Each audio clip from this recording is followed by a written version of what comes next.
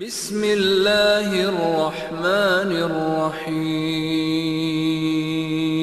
السلام علیکم ورحمۃ اللہ وبرکاتہ۔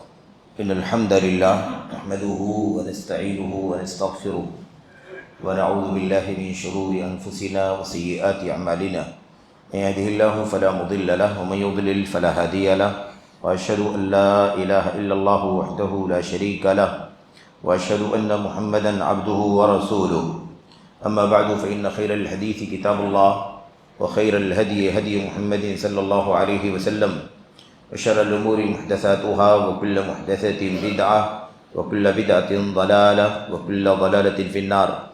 أعوذ بالله من الشيطان الرجيم، بسم الله الرحمن الرحيم۔ وعلى الله قصد السبيل ومنها جائر ولو شاء لهداكم أجمعين۔ وقال النبي صلى الله عليه وسلم عليكم بسنتي وسنة الخلفاء الراشدين المهديين من بعدي، إلى أن قال النبي صلى الله عليه وسلم وإياكم ومحدثات الأمور فإن كل محدثة بدعة وكل بدعة ضلالة وكل ضلالة في النار۔ جامع مسجد رحیمیہ کے قابل قدر قابل احترام منتظمین اراکین ذمہ داران، اس مسجد کے فاضل امام و خطیب، آپ تمام علماء فضلاء، دعات، قابل احترام بزرگوں، نوجوان ساتھیوں، قابل احترام ماں اور بہنوں، عزیز بچوں، ماہ رمضان کی یہ بابرکت گھڑیاں، یہ مبارک ساعتیں یقیناً ہم سب کے لیے انمول ہیں۔ اس کی عظمت کا اندازہ ہم نہیں لگا سکتے کہ کتنی قیمتی گھڑیاں ہیں۔ یہ اور بات ہے کہ ہم اور آپ اس قدر کر پاتے ہیں یا نہیں کر پاتے ہیں، یا کما حقہ، اس کا حق ہم ادا کر پاتے ہیں یا نہیں کر پاتے۔ ماہ رمضان کی جو مناسبت ہے، اس پر ماہ رمضان کے فضائل، روزوں کے فضائل، اس کے احکام، مسائل، اور ایسے ہی ترغیب، ایسے ہی اللہ تبارک و تعالیٰ کی کتاب قرآن کریم کی تلاوت کے آداب، اس کی ترغیب وغیرہ سے متعلق کافی باتیں ہم اور آپ اس مہینے کی ان ساعتوں میں سنتے رہتے ہیں۔ آج جو یہ درس آپ کے ہاں منعقد ہوا ہے، اس میں ماہ رمضان کے حوالے سے ایک اہم عنوان مقرر کیا گیا، اس کا انتخاب ہوا۔ وہ عنوان ہے ماہ رمضان کی بدعات۔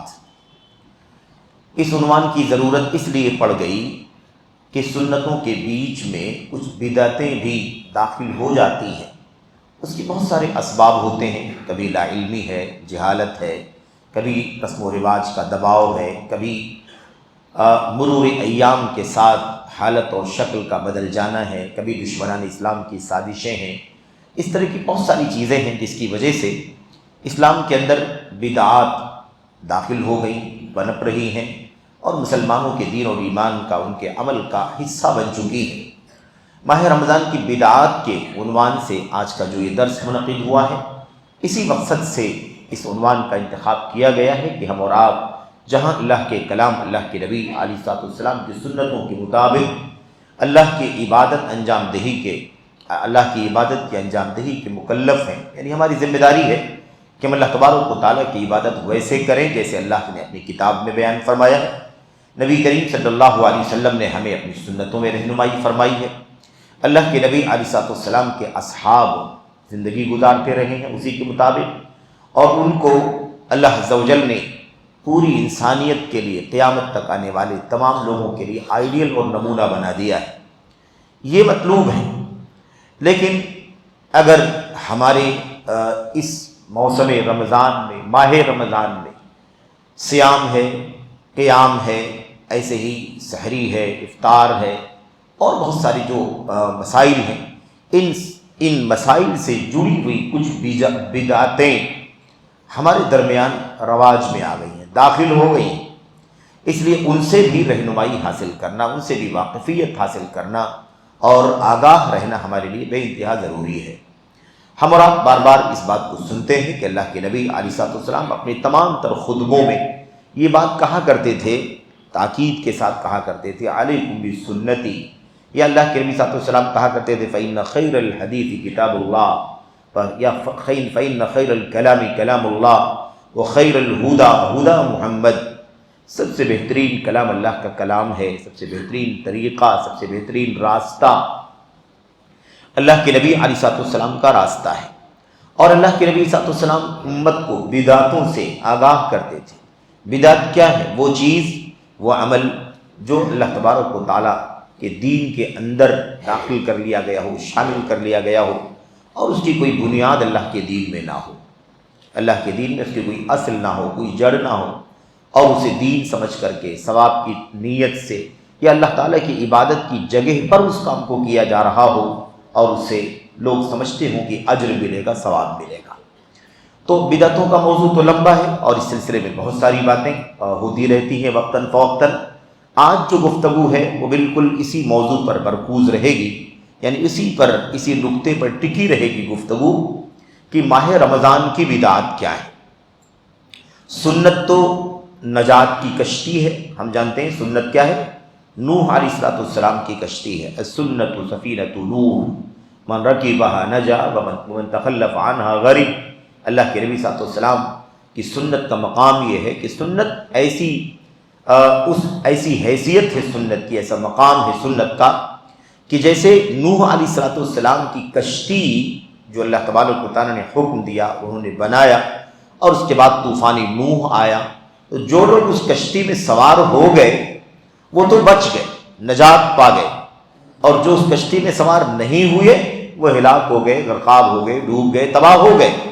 بالکل وہی حیثیت جو نوح علیہ السلام کی کشتی کی ہے، وہی حیثیت ہمارے اور آپ کے نبی محمد الرسول اللہ صلی اللہ علیہ وسلم کی سنت کی ہے کہ اگر سنت کی زندگی ہے، سنت پر عمل ہے تو نجات ہے، اور اگر سنت چھوٹ گئی ہم سے، ہم سنت نہیں پا سکے، سنت کو ہم نے ضائع کر دیا، اسے غافل ہو گئے، اسے دور ہو گئے، یا سنت کا علم ہمیں نہیں ہو سکا، تو ایسی صورت میں نتیجہ کیا ہوگا؟ ہلاکت ہے، ضلالت ہے، گمراہی ہے، بربادی ہے، عمل کا ضیاع ہے، محنت اور مشقت کا اکارت ہونا ہے۔ یہ صورتحال ہماری اور آپ کی زندگی میں ہوگی۔ اگر ہم سنت پر قائم رہیں گے تو نجات ہے، کامیابی ہے، فوز و فلاح ہے، اور اللہ تبارک و تعالیٰ کے یہاں بہترین صلہ اور بدلہ ہے۔ اور اگر بدعتوں پر چلیں گے، سنتوں سے ہٹ جائیں گے، تو پھر ہلاکت ہے، ضلالت ہے، گمراہی ہے، تباہی ہے اور بربادی ہے، اور خاص طور پر عمل برباد ہوتا ہے۔ آپ جانتے ہیں کہ کسی بھی عمل کے قبول ہونے کے لیے دو بنیادی شرطیں ایک ساتھ میں پایا جانا ضروری ہے، دو بنیادی شرطوں کا ایک ساتھ میں پایا جانا ضروری ہے۔ وہ عمل جو ہم کریں وہ اللہ تبارک و تعالیٰ کو راضی کرنے کے لیے کریں، اللہ پر ایمان، اس کے رسول صلی اللہ علیہ وسلم پر ایمان، اور ایمانیات پر ایمان رکھنے کے ساتھ ساتھ اللہ تعالیٰ کے لیے وہ کام انجام دیں۔ دوسری شرط کیا ہے؟ وہ عمل محمد الرسول اللہ صلی اللہ علیہ وسلم کا بتایا ہوا، وہ عمل نبی کریم صلی اللہ علیہ وسلم کی سنت کا حصہ ہو، اللہ کے نبی علیہ السلام کی جو تعلیم ہے، آپ کی جو حدیثیں ہیں، آپ کا جو قول ہے، فعل ہے، آپ نے جو کہا ہے، آپ نے جو کر کے دکھایا ہے، اس کے مطابق دو شرطیں اگر ایک ساتھ میں نہیں پائی جائیں گی، ہمارا کوئی عمل قبول نہیں ہوگا۔ ہم کتنا بھی اچھا کر رہے ہوں، کتنی بھی محنت کر رہے ہوں، ضروری ہے کہ وہ اللہ کے لیے ہو اور نبی کی سنت کے مطابق۔ اگر اللہ کے لیے کریں، بہت شوق سے، ذوق سے، ہے نا، جذبے سے کریں اللہ کو راضی کرنے کے لیے، لیکن وہ عمل نبی علیہ السلام کی سنت کے خلاف، وہ کام اللہ کے نبی صلی اللہ علیہ وسلم کا بتایا ہوا نہ ہو، تو کتنے بھی شوق سے کریں، کتنے بھی اخلاص کے ساتھ کریں، وہ عمل اللہ تبارک و تعالیٰ کا قبول نہیں ہوگا۔ قبول ہی نہیں ہوگا تو کہاں سے اجر ملے گا، کہاں سے ثواب ملے گا، کہاں سے بخشش ہوگی، کہاں سے نجات ملے گی؟ اور اگر ہم اللہ کے نبی علیہ السلام کی سنت کے مطابق کوئی عمل کریں، لیکن وہ عمل اللہ کی رضا کے لیے نہ ہو، دکھاوا ہو، ریاکاری ہو، نام و نمود ہو، شہرت ہو، تو عمل کتنا بھی اچھا ہے، لیکن چونکہ اس میں اللہ کی خوشنودی مقصودی نہیں، دنیا کو دکھانا ہے، نام چاہیے، شہرت چاہیے، چرچا چاہیے، تو ایسی صورت میں بھی وہ عمل کیا ہوگا؟ قبول نہیں ہوگا، اور عمل قبول نہیں ہوگا تو اجر نہیں ملے گا، ثواب نہیں ملے گا۔ بہت سمپل اور بہت سادے الفاظ میں اس لیے گفتگو کی جا رہی ہے تاکہ بہت آسانی سے باتیں سمجھ میں آ جائیں، اور اللہ سے ہم سب دعا کریں کہ اللہ عز و جل ہم جو بھی عمل کریں اس کی کتاب، اس کی سنت، اس کے نبی کی سنت کے مطابق کریں، عمل میں اللہ تبارک و تعالیٰ پر ایمان ہو، اس کے لیے اخلاص ہو، اس کی رضامندی، اس کی خوشنودی کا حصول ہو، اس کی جنت، اس کی مغفرت کی طلب ہو، اس کے عذاب سے بچنے کی تڑپ ہو، اور طریقہ محمد الرسول اللہ صلی اللہ علیہ وسلم کا ہو۔ کوئی بڑا کہے، کوئی چھوٹا کہے، کوئی مسلک کہے، کوئی فرقہ کہے، کوئی امام کہے، کوئی پیر و فقیر کہے، کوئی باپ دادا کا طریقہ ہو، خاندانی روایت ہو، برسوں سے چل رہا ہو، اس کی اللہ تبارک و تعالیٰ کے دین میں ایک ذرہ بھی کوئی قیمت نہیں ہے۔ اللہ کا دین کس چیز کا نام ہے؟ اللہ کے کلام کا، اللہ کے نبی علیہ الصلوۃ والسلام کے فرمان کا۔ عمل اللہ کے لیے ہو اور طریقہ وہ ہو جو اللہ کے نبی علیہ الصلوۃ والسلام کے ذریعے سے ہمیں اور آپ کو ملا ہے، یہ چیز ہونی چاہیے۔ اور آپ جانتے ہیں اس مسئلے پر گفتگو زیادہ لمبی نہیں کرنی۔ آج کا جو موضوع ہے، جیسا کہ آپ نے سنا کہ ماہ رمضان کی بدعت کیا ہے، آپ سوچتے ہوں گے کیسا عنوان ہے، ماہ رمضان میں بھی بدعتیں ہیں کیا؟ اور بدعتیں ایک تو نہیں، بدعات بہت ساری بدعات ماہ رمضان، تو تعجب تو ہوتا ہے بس اوقات اس طرح کا عنوان دیکھ کر کے، سن کر کے، لیکن جب ہم سنیں گے تو پتہ چلے گا کہ بہت سارا عمل، بہت سارا کام ہو رہا ہے، کیا جا رہا ہے، چل رہا ہے، جسے ہم غلط نہیں سمجھ رہے ہیں، جسے ہم سنت سمجھ رہے ہیں، نیکی سمجھ رہے ہیں، اچھا سمجھ رہے ہیں، ثواب کا کام سمجھ رہے ہیں، اس میں کیا گناہ ہے، اس میں کیا برا ہے، ایسا سمجھ رہے ہیں، لیکن وہ عمل جب کتاب اللہ کی اور سنت رسول صلی اللہ علیہ وسلم کی کسوٹی پر، اس کے معیار پر جب اس کو رکھا جاتا ہے، پرکھا جاتا ہے، تو وہ سنت نہیں نکلتے بلکہ وہ بدعت نکلتے ہیں، وہ اجر کا کام نہیں نکلتے، وہ گناہ کا کام نکلتے ہیں۔ آدمی چمکتی ہوئی چیز کو اچھا دیکھتا ہے، کسی تانبے کو، کسی پیتل کو بھی ہاتھ میں اٹھا لیتا ہے، خوش ہو جاتا ہے کہ شاید یہ سونا ہو، اور 1 2 4 10 لوگوں سے پوچھتا بھی ہے، کبھی لوگ اپنے اپنے قیاسات کے مطابق اسے کہتے ہیں کہ یہ تو سونا ہی لگتا ہے، یہ تو سونا ہی لگتا ہے، لیکن اس کا فیصلہ کون کرتا ہے میرے بھائیوں؟ اس کا فیصلہ کون کرتا ہے؟ سنار کی کسوٹی کرتی ہے کہ نہیں کرتی؟ سنار کے پاس لے جایا جاتا ہے، وہ دور سے دیکھ کے کہتا ہے یہ تانبا کیوں لے کر آئے ہو، یہ پیتل کیوں لے کر کے آئے ہو؟ تو آدمی حیران ہو جاتا ہے کہ ہم بہت سارے لوگ اس کو تو ہم سونا سمجھ رہے تھے، لیکن یہ تو تانبا اور پیتل۔ کسوٹی کتاب اللہ ہے، کسوٹی سنت رسول صلی اللہ علیہ وسلم ہے، کسوٹی اور معیار اللہ کے نبی صلی اللہ علیہ وسلم کے صحابہ کرام کا آئیڈیل ہے، ان کا نمونہ ہے۔ یہاں سے جانچ ہوگی، یہاں سے پڑتال ہوگی۔ 100 لوگ کسی چیز کو اچھا بولیں، 1000 لوگ اچھا کریں، اچھا سمجھ کر کے کریں، پورا سماج کرے، 10 سال سے، 20 سال سے، 100 سال سے کوئی کام ہو رہا ہو، ان تمام چیزوں کا کوئی پریشر اللہ کے دین پر نہیں آتا، کوئی اثر اس کا اللہ کے دین پر نہیں آتا۔ وہ چیز اللہ کے دین میں ہے تو ٹھیک ہے، نہیں ہے تو سنت نہیں ہے، بدعت، غلط ہے۔ 100 لوگ کر رہے ہیں، 1000 لوگ کر رہے ہیں، 10 سال سے، 20 سال سے ہو رہا ہو کام، تو یہ چیزیں نہیں ہونی چاہیے۔ بس اوقات لوگ حوالے بھی اس طرح کے دیتے ہیں، فلاں جگہ یہ کام ہو رہا ہے، حرم مکہ میں ہو رہا ہے، مدینے میں ہو رہا ہے، مدینے والے کر رہے ہیں، 1000 سال سے کام ہو رہا، آج آپ اس کو غلط بول رہے ہیں۔ اس طرح کی باتیں بھی بہت سارے لوگ کرتے ہیں۔ یہ ایموشنل باتیں، جذباتی باتیں کسی حق کو باطل اور کسی باطل کو حق نہیں بنا سکتی، ایک صحیح کو غلط نہیں بنا سکتی اور ایک غلط کو صحیح نہیں بنا سکتی۔ یہ اصول ہیں کتاب و سنت کے، بہت سمپل ہیں، بہت آسان ہیں، ہماری اور آپ کی زندگی کے لیے کوئی الجھن نہیں ہے اگر ہم ان اصولوں پر زندگی گزاریں۔ بدعات کے سلسلے میں 2-3 باتیں یا چند باتیں جو آپ کے سامنے شروع میں کرنی ہے، پھر اس کے بعد میں ان باتوں کا ذکر کروں گا جنہیں باقاعدہ اہل علم نے، مستند علماء نے، مستند معتبر علماء نے، بڑے بڑے چوٹی کے ائمہ نے، محدثین باقاعدہ اپنی کتابوں میں رمضان کے سلسلے میں بہت ساری چیزوں کو بدعت قرار دیا ہے، اس لیے کہ وہ کتاب و سنت کے خلاف ہے، کتاب و سنت کے خلاف، اللہ کے نبی کے صحابہ کی سیرت کے خلاف ہے۔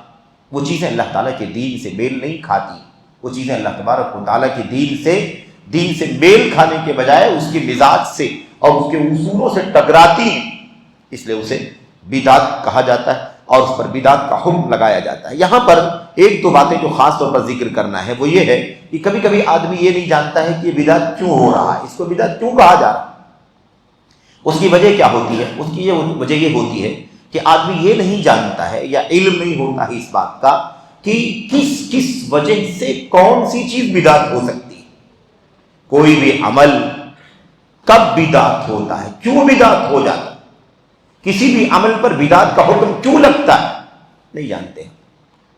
بس اوقات ہم 1-2 چیزوں کو جانتے ہیں، 1-2 چیزوں کو، چند چیزوں کو، دو چار چیزوں کو جانتے ہیں کہ ایسا اگر ہوگا تو بدعت ہوگا، ایسا ہو تو بدعت ہوگا، لیکن ہم تفصیلات کو نہیں جانتے ہیں کہ بدعت ہونے کے لیے کوئی ایک دو تین چیزیں نہیں ہیں، بلکہ 20 چیزیں ہیں، 20 بنیادیں ہیں، جس سے پتہ چلتا ہے کہ یہ کام کیا ہے، یہ کام بدعت ہے۔ بدعت دین کے اندر نئی چیز جس کی کوئی جڑ نہ ہو، جس کی کوئی بنیاد نہ ہو اللہ تبارک و تعالیٰ کے دین کے اندر۔ تو ماہ رمضان ہے یہ، اور ماہ رمضان اللہ تبارک و تعالیٰ ہمیں مسلسل ہر سال عطا فرمائے اور ہم اس میں صحت اور عافیت کے ساتھ زندگی پائیں، اور ہم اللہ تبارک و تعالیٰ کی اس بابرکت گھڑی سے ہم فائدہ اٹھائیں، نیک اعمال کا ذخیرہ جمع کر کے اپنے نام اعمال کو بوجھل کر لیں، گناہوں سے، معاصی سے، منکرات سے اور اس طرح کی بدعات سے بچ کر کے اپنی عاقبت کو سدھار لیں، اپنے نام عمل کو نیک بنا لیں، بوجھل کر لیں، اور گناہوں سے اپنے نام عمل کو خالی کر لیں۔ اللہ تعالیٰ ہمیں اور آپ کو اس کی توفیق عطا فرمائے۔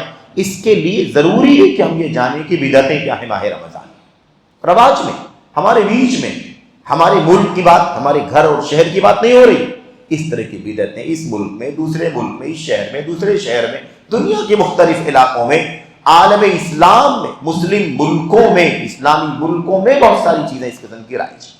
کیونکہ یہ جو باتیں میں آپ کے سامنے ذکر کروں گا، ایسا نہیں کہ کوئی ہندوستان کے عالم نے کتاب میں اپنے نوٹ کر دیا، پاکستان کے عالم نے نوٹ کر دیا، ایسی بات نہیں ہے، بلکہ یہ کتابیں اہل علم کی ہیں، عرب دنیا کے، عجم کے، عرب کے بڑے بڑے ائمہ اور علماء ہیں جنہوں نے ان باتوں کو اپنی کتابوں کے اندر نوٹ کر کے ہم کو، آپ کو آگاہ کیا ہے کہ میرے بھائیوں، یہ ماہ رمضان ہے، نیکیاں جمع کرنے کا موسم ہے، ہم اگر اس میں بدعتیں کریں گے، ایک بدعت کو نیکی سمجھ کر کے، ثواب سمجھ کر کے اگر انجام دیں گے تو ہماری محنت ضائع ہو جائے گی، ہماری محنت، ہماری کوشش اکارت ہو جائے گی۔ اس سے ضروری ہے کہ ہم اس بات کو سمجھیں۔ دو چار باتوں پر آپ غور کریں، کوئی چیز بدعت کیسے ہوتی ہے۔ نمبر 1، جو بھی عمل، جو بھی چیز سنت کے خلاف ہو، سنت میں اللہ کے نبی صاحب کا طریقہ کچھ ہے، اور کوئی عمل، کوئی بات اللہ کے نبی صلی اللہ علیہ وسلم کی سنت کے خلاف، کوئی عقیدہ نبی کریم صلی اللہ علیہ وسلم کی سنت کے خلاف، وہ کیا مانا جائے؟ وہ بدعت کہا جائے۔ ایسی ہر وہ کام جس کو آدمی یہ سوچ کر کے کرے کہ یہ کام کروں گا تو اللہ تعالیٰ راضی ہوگا، یہ کام کروں گا اللہ تعالیٰ خوش ہوگا، اللہ کو راضی کرنے کے لیے، اللہ سے قریب ہونے کے لیے کوئی آدمی کوئی کام کرے جبکہ نبی کریم صلی اللہ علیہ وسلم نے اس سے منع کیا ہو، یا اللہ کے نبی علیہ السلام نے بتایا نہ ہو کہ یہ کام کر کے اللہ سے قریب ہو سکتے، تو وہ کام کوئی کرے گا تو وہ بدعت قرار پائے گا۔ ایسے ہی کوئی بھی ایسا عمل، کوئی بھی ایسا عقیدہ، کوئی بھی ایسی بات، کوئی بھی چیز اس وقت تک ثابت نہیں ہو سکتی جب تک کہ اس کی کوئی دلیل نہ ہو، قرآن کی آیت نہ ہو، نبی کی سنت نہ ہو، صحابہ کرام کا اس کے مطابق عمل نہ ہو، تب تک وہ کوئی بھی کام نیکی کا، ثواب کا، دین کا کام نہیں ہو سکتا، شریعت نہیں بن سکتا، شریعت کا حصہ نہیں بن سکتا۔ ایسا کوئی کام اگر کرے گا تو وہ چیز بدعت کہلائے گی، وہ سنت اور شریعت کا حصہ نہیں مانی جائے گی، سوائے صحابہ کرام کے عمل کے۔ صحابہ کرام کا عمل اگر ثابت ہے اور ایک صحابی کا دوسرے صحابی کے خلاف کوئی اعتراض نہیں ہے، اس کے خلاف کوئی عمل نہیں ہے، اور صحابہ کرام سے کوئی بھی چیز ثابت ہے، تو ایسی صورت میں وہ دین کا حصہ ہے۔ کیوں؟ اس لیے کہ اللہ تبارک و تعالیٰ کے کلام میں، نبی کی سنتوں میں صحابہ کرام کا وہ مقام بیان کیا گیا ہے کہ صحابہ کرام کی زندگی، صحابہ کرام کا آئیڈیل ہمارے لیے آئیڈیل ہے، ہمارے لیے نمونہ ہے۔ ہم اللہ کے نبی صلی اللہ علیہ وسلم کی راہ پر اور صحابہ کرام کی راہ پر اگر رہیں گے تو اپنے آپ کو ہلاکت سے، ضلالت سے بچا سکیں گے۔ یہ مسئلہ ہم اور آپ اچھی طرح سے جانتے ہیں۔ بعض چیزیں ایسی ہوتی ہیں کہ وہ کفار، مشرکین، یہود، نصارہ کے ہاں رائج ہوتی ہیں، لیکن وہاں سے نکل کر کے مسلمانوں میں شامل ہو جاتی، وہ چیز بھی کیا مانی جاتی ہے؟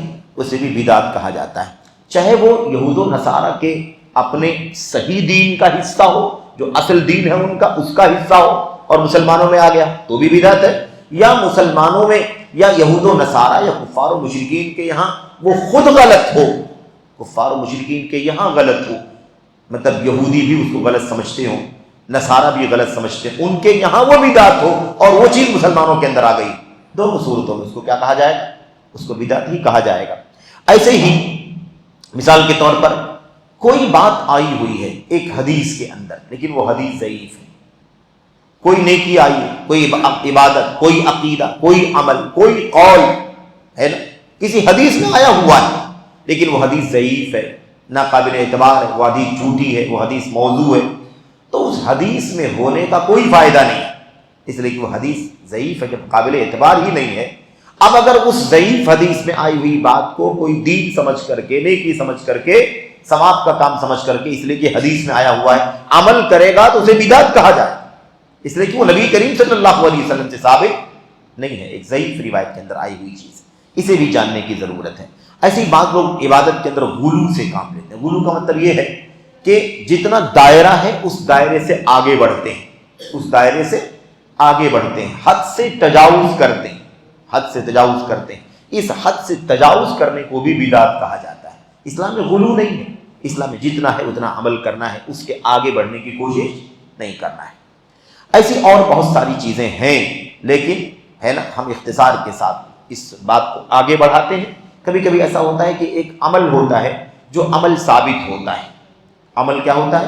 ثابت ہوتا ہے۔ مثال کے طور پر نماز ثابت ہے، روزہ ثابت ہے، قرآن کی تلاوت ثابت ہے، اذان دین کا حصہ ہے، اس میں کوئی عیب کی بات نہیں، یہ دین کا حصہ ہے، لیکن اس عمل کو کسی خاص وقت کے ساتھ جوڑ دیا جاتا ہے، کسی خاص طریقے کے ساتھ جوڑ دیا جاتا ہے، کسی خاص صفت کے ساتھ جوڑ دیا جاتا ہے، کسی خاص گنتی میں اس کام کو کیا جاتا ہے، تو اس گنتی کی وجہ سے، اس خاص وقت کی وجہ سے، اس خاص کیفیت کی وجہ سے، اس خاص صفت کی وجہ سے کیا ہو جاتی ہے؟ وہ چیز بدعت بن جاتی ہے۔ اب مثال کے طور پر درود نبی کریم صلی اللہ علیہ وسلم پر پڑھنا بہت بڑی نیکی کا کام ہے۔ من صلی علیہ صلاۃ واحدۃ صلی اللہ علیہ وسلم، جو شخص ایک مرتبہ مجھ پر درود پڑھے گا، یعنی میرے لیے اللہ سے رحمت کی دعا کرے گا، اللہ تبارک و تعالیٰ اس پر 10 رحمتیں نازل فرمائے۔ جانتے ہیں ہم اس سے بھی زیادہ بڑی بڑی فضیلت ہے، لیکن اب اگر کوئی مثال کے طور پر اس درود کو کہاں پڑھے؟ اذان شروع کرنے سے پہلے پڑھے۔ درود صحیح ہے، ثواب کا کام، 10 نیکیاں ملتی، 10 گناہ معاف ہوتے ہیں، 10 درجے بلند ہوتے ہیں، 10 رحمتیں ملتی ہیں، لیکن اذان شروع کرنے سے پہلے درود پڑھنا اللہ کے نبی صلی اللہ علیہ وسلم کا طریقہ نہیں۔ ہاں، اذان کے بعد سکھایا ہے نبی کریم صلی اللہ علیہ وسلم نے، تو جگہ پہلے جو بنا دی لوگوں نے، اذان سے پہلے جو جگہ، اس کی جو جگہ ہے اذان سے پہلے نہیں ہے، لیکن اذان سے پہلے جو لوگ درود پڑھنے لگے، یہ عمل کیا کہا جائے گا؟ بدعت کہا جائے گا۔ کوئی کہہ سکتا ہے درود پڑھنا غلط ہے کیا درود پڑھنا غلط؟ ہم کہیں گے درود پڑھنا غلط نہیں ہے، لیکن درود پڑھنے کا جو وقت آپ نے بنا لیا ہے، وہ وقت ہمیں نبی کریم صلی اللہ علیہ وسلم نے نہیں بتلایا، اس لیے وہ کیا ہے؟ اس لیے وہ بدعت۔ بہرحال آئیے ہم بات شروع کرتے ہیں۔ یہ چند باتیں بطور تمہید تھی، کیونکہ یہ مسئلہ رمضان سے متعلق نہیں ہے، ماہ رمضان اور رمضان کے علاوہ کسی بھی مسئلے سے متعلق ہے جو اللہ تبارک و تعالیٰ کے دین میں بدعت کے دائرے میں آتی ہو، اس سے اس کا تعلق ہے۔ اگر ہم ماہ رمضان کی بدعتوں پر غور کریں تو میں چند بدعتیں الگ الگ نقطوں پر آپ کے سامنے ذکر کرنا چاہتا ہوں۔ کچھ بدعتیں ایسی ہیں جن کا تعلق سحری سے ہے اور اذان سے ہے، سحری اور اذان سے۔ سحری کہتے ہیں بعض لوگ، مطلب یہ الفاظ کا استعمال ہے، سحر کے معنی جادو کے ہوتے ہیں، سحر کے معنی کیا ہوتے ہیں؟ جادو۔ یہ سحر نہیں ہے، یہ وقت کس کا ہے؟ اس کو سحر کا وقت کہا جاتا ہے۔ فجر سے پہلے کا جو وقت ہوتا ہے وہ اسی کو وقت السحر کہتے ہیں، تو سحری ہے یہ، سحری نہیں ہے، نہ کہا جائے اسے، کیونکہ سحر کے معنی جادو کے ہوتے ہیں۔ الفاظ کا استعمال بہت مناسب ہونا چاہیے۔ جادو حرام ہے، جادو کفر ہے، جادو شرک ہے، جادو کرنے والوں کی گردن مارنے کا حکم ہے، کیوں ایسا لفظ استعمال کیا جائے؟ لیکن کثرت استعمال سے کیا ہو گیا ہے؟ یہ لفظ سحری بن گیا، سحری، سحر کا وقت۔ وبالاسحار، اللہ نے کیا فرمایا؟ وبالاسحار هم یستغفرون، سحر کے وقت یعنی صلاۃ فجر اور صبح صادق سے پہلے کا جو وقت ہے نا، آخری تہائی حصہ، اس وقت یہ اللہ تعالیٰ کے نیک بندے اللہ تبارک و تعالیٰ سے مغفرت کی دعا کرتے ہیں، استغفار کرتے ہیں۔ بہرحال میں کہہ رہا تھا کہ سحور یا سحر اور ایسے ہی اذان سے متعلق کچھ بدعتیں، یہ مثال کے طور پر کیا ہے بھائی؟ سحری میں جلدی کرنا، سحری میں کیا کرنا؟ جلدی کرنا۔ یہ کام اگر سحری میں جلدی کرنا، جلدی سے سحری کر لو، لاسٹ تک سحری نہیں کرنا چاہیے، ایسا اگر کوئی عقیدہ بناتا ہے تو یہ ایگزیکٹ اسی جگہ پر ایک نیا کام شروع کر رہا ہے جس جگہ پر اللہ کے نبی نے دیر کرنے کا حکم دیا ہے. جس جگہ پر اللہ کے نبی صلی اللہ علیہ وسلم تاخیر کرنے کا حکم دے رہے ہیں اور ہم احتیاط کے نام پر جلدی کرنے کی لوگوں کو تاکید کر رہے ہیں. یہ بدعت ہے. یہ کیا ہے؟ یہ بدعت ہے. آپ یاد رکھیں، بسا اوقات بعض لوگ یہی نہیں کہ صرف بولتے ہیں بلکہ اذان بھی صبح صادق سے 5 منٹ 10 منٹ پہلے دلواتے ہیں تاکہ احتیاط باقی رہے. سحری میں تاخیر کے بجائے 10 منٹ پہلے لوگ سحری بند کرنے پر مجبور ہو جائیں. ایسا بھی ہے. آج کل ہمارے ماحول میں باقاعدہ 10 منٹ پہلے اعلان کر دیا جاتا ہے. ہمارے بعض بھائیوں کی طرف سے اعلان ہوتا ہے سحری کا وقت ختم ہو چکا ہے. آپ بتائیے ہم کیسے کہہ سکتے ہیں سحری کا وقت ختم ہو چکا ہے جبکہ سحری کا وقت کیا ہے؟ سحری کا وقت باقی ہے کہ نہیں باقی ہے؟ باقی. صبح صادق تک سحری کا وقت ہے. نبی کریم صلی اللہ علیہ وسلم کی سنت اور قرآن کریم کی آیت کریمہ کی روشنی میں. اور ہم اعلان اگر کریں کہ سحری کا وقت کیا ہو چکا ہے؟ ختم ہو چکا. غلط ہے کہ نہیں غلط؟ سنت کے خلاف کہہ رہے ہیں کہ نہیں کر رہے ہیں؟ اور اس کام کو ہم دین سمجھتے ہیں. پہلے ختم کرو، یہ دین ہے، یہ ثواب ہے، یہ اجر ہے، احتیاط ہے. اسی لیے اہل علم نے اس کو کیا کہا ہے؟ اہل علم نے اس کو بدعت میں شمار کیا ہے. اصلاح المساجد میں علامہ قاسمی نے فتح الغفور میں اس کے مصنف نے باقاعدہ نقل کیا ہے. ایک جگہ جہاں اللہ کے نبی کی سنت موجود ہے تاخیر کرنے کی سنت، صبح صادق تک، اس سے پہلے تک سحری کرنا اللہ کے نبی صلی اللہ علیہ وسلم کی تاکید ہے. اسی جگہ پر ایک نیا طریقہ نکالا گیا کہ نہیں، وہاں تک نہیں سحری کرنی بلکہ اس سے 10 منٹ پہلے، 5 منٹ پہلے، 8 منٹ پہلے، 12 منٹ پہلے کیا کر لینا ہے؟ بند کر لینا ہے. 10 منٹ کو آپ ہلکا نہ سمجھیں. اللہ کے نبی علیہ السلام کی سنتوں میں جو سحری کا طریقہ موجود ہے اس کے لیے 10 منٹ نہیں لگتے، اس کے لیے آدھا منٹ کافی ہو جاتا ہے. سحری کے لیے آدھا منٹ کافی ہو جاتا ہے. اللہ کے نبی صلی اللہ علیہ وسلم نے فرمایا تھا نعم سحور المؤمن التمر، مومن کی سب سے اچھی سحری کھجور ہے. آپ سوچیے اللہ کے نبی صلی اللہ علیہ وسلم افطار بھی کھجوروں سے کرتے تھے اور سحری بھی کس سے کرتے تھے؟ کھجور. اگر آپ کو 2-3 کھجوریں کھانی ہو تو کتنا وقت لگے گا؟ کتنا وقت لگے گا؟ آدھا منٹ، 1 منٹ، 2 منٹ آپ کہہ لیں، ہے کہ نہیں؟ اب 10 منٹ پہلے بند کرنے کا مطلب یہ ہے کہ ہزاروں لوگ بلکہ اس سے بھی زیادہ لوگ کیا ہو جائیں گے بھائی؟ سحری کرنے سے محروم ہو جائیں گے کہ نہیں؟ کیونکہ سحری کا وقت ختم ہو چکا. اعلان کر دیا گیا سحری کا وقت کیا ہو گیا؟ ختم ہو گیا. اس مسئلے کو ہلکے میں نہیں لیا جا سکتا کہ 10 منٹ پہلے بند بھی کرا دیا گیا تو کیا حرج کی بات. حرج یہ ہے کہ سنت نبی کریم صلی اللہ علیہ وسلم کی تاخیر کرنے کی ہے. لا یزال الناس بخیر ما عجلوا الفطر واخروا السحور. امت کے لوگ اس وقت تک بھلائی میں رہیں گے جب تک سحری میں تاخیر کریں گے اور فطور میں افطار جلدی کریں. یہ نبی کریم صلی اللہ علیہ وسلم کا طریقہ ہے. دیکھا تو یہ مسئلہ بہت اہم ہے، بہت نازک ہے. یہ ماہ رمضان کی ایک بدعت جو لوگوں میں عام ہو چکی ہے. اب اس کو نیکی، ثواب، احتیاط، اصل کیا مسئلہ ہے؟ احتیاط. یہاں بھی تھوڑی سی وضاحت کی ضرورت ہے. دیکھو کیا کہتے ہیں لوگ، احتیاط اس میں ہے کہ 10 منٹ پہلے بند کرو. آپ بتائیے کہ اگر 10 منٹ پہلے بند کرنے میں احتیاط ہوتا تو کیا ہمیں نبی کریم صلی اللہ علیہ وسلم اللہ تبارک و تعالیٰ کی طرف سے یہ پیغام نہیں پہنچاتے؟ کیا یہ احتیاط جس کو ہم نے سمجھا، آپ نے سمجھا، فلاں نے سمجھا، اعلان ہو رہا ہے، کیا نبی کریم صلی اللہ علیہ وسلم نے ہم کو اس احتیاط سے آگاہ نہیں کیا؟ کیا یہ احتیاط بتلانا چاہیے تھا؟ اللہ کے نبی نے نہیں بتلایا. کہنا کیا چاہتے ہیں اگر ہم یہ کہتے ہیں کہ 10 منٹ پہلے بند کر دینا احتیاط؟ اس کا مطلب یہ نکلے گا کہ اتنی بڑی چیز، احتیاط کی چیز، روزے کو بچانے، روزے کو سیف رکھنے اور ٹوٹ جانے، خلل پڑ جانے سے بچانے کے لیے اتنی بہم چیز تھی احتیاط والی، نبی کریم صلی اللہ علیہ وسلم نے نعوذ باللہ ہمیں نہیں بتلایا. بات سمجھ میں آ رہی کہ نہیں آ رہی؟ سحری کرنے میں آج ہم جو سحریاں کرتے ہیں، لمبی سحریاں کھاتے پیتے ہیں اطمینان کے ساتھ، اس میں بھی 10 منٹ کافی ہوتا ہے.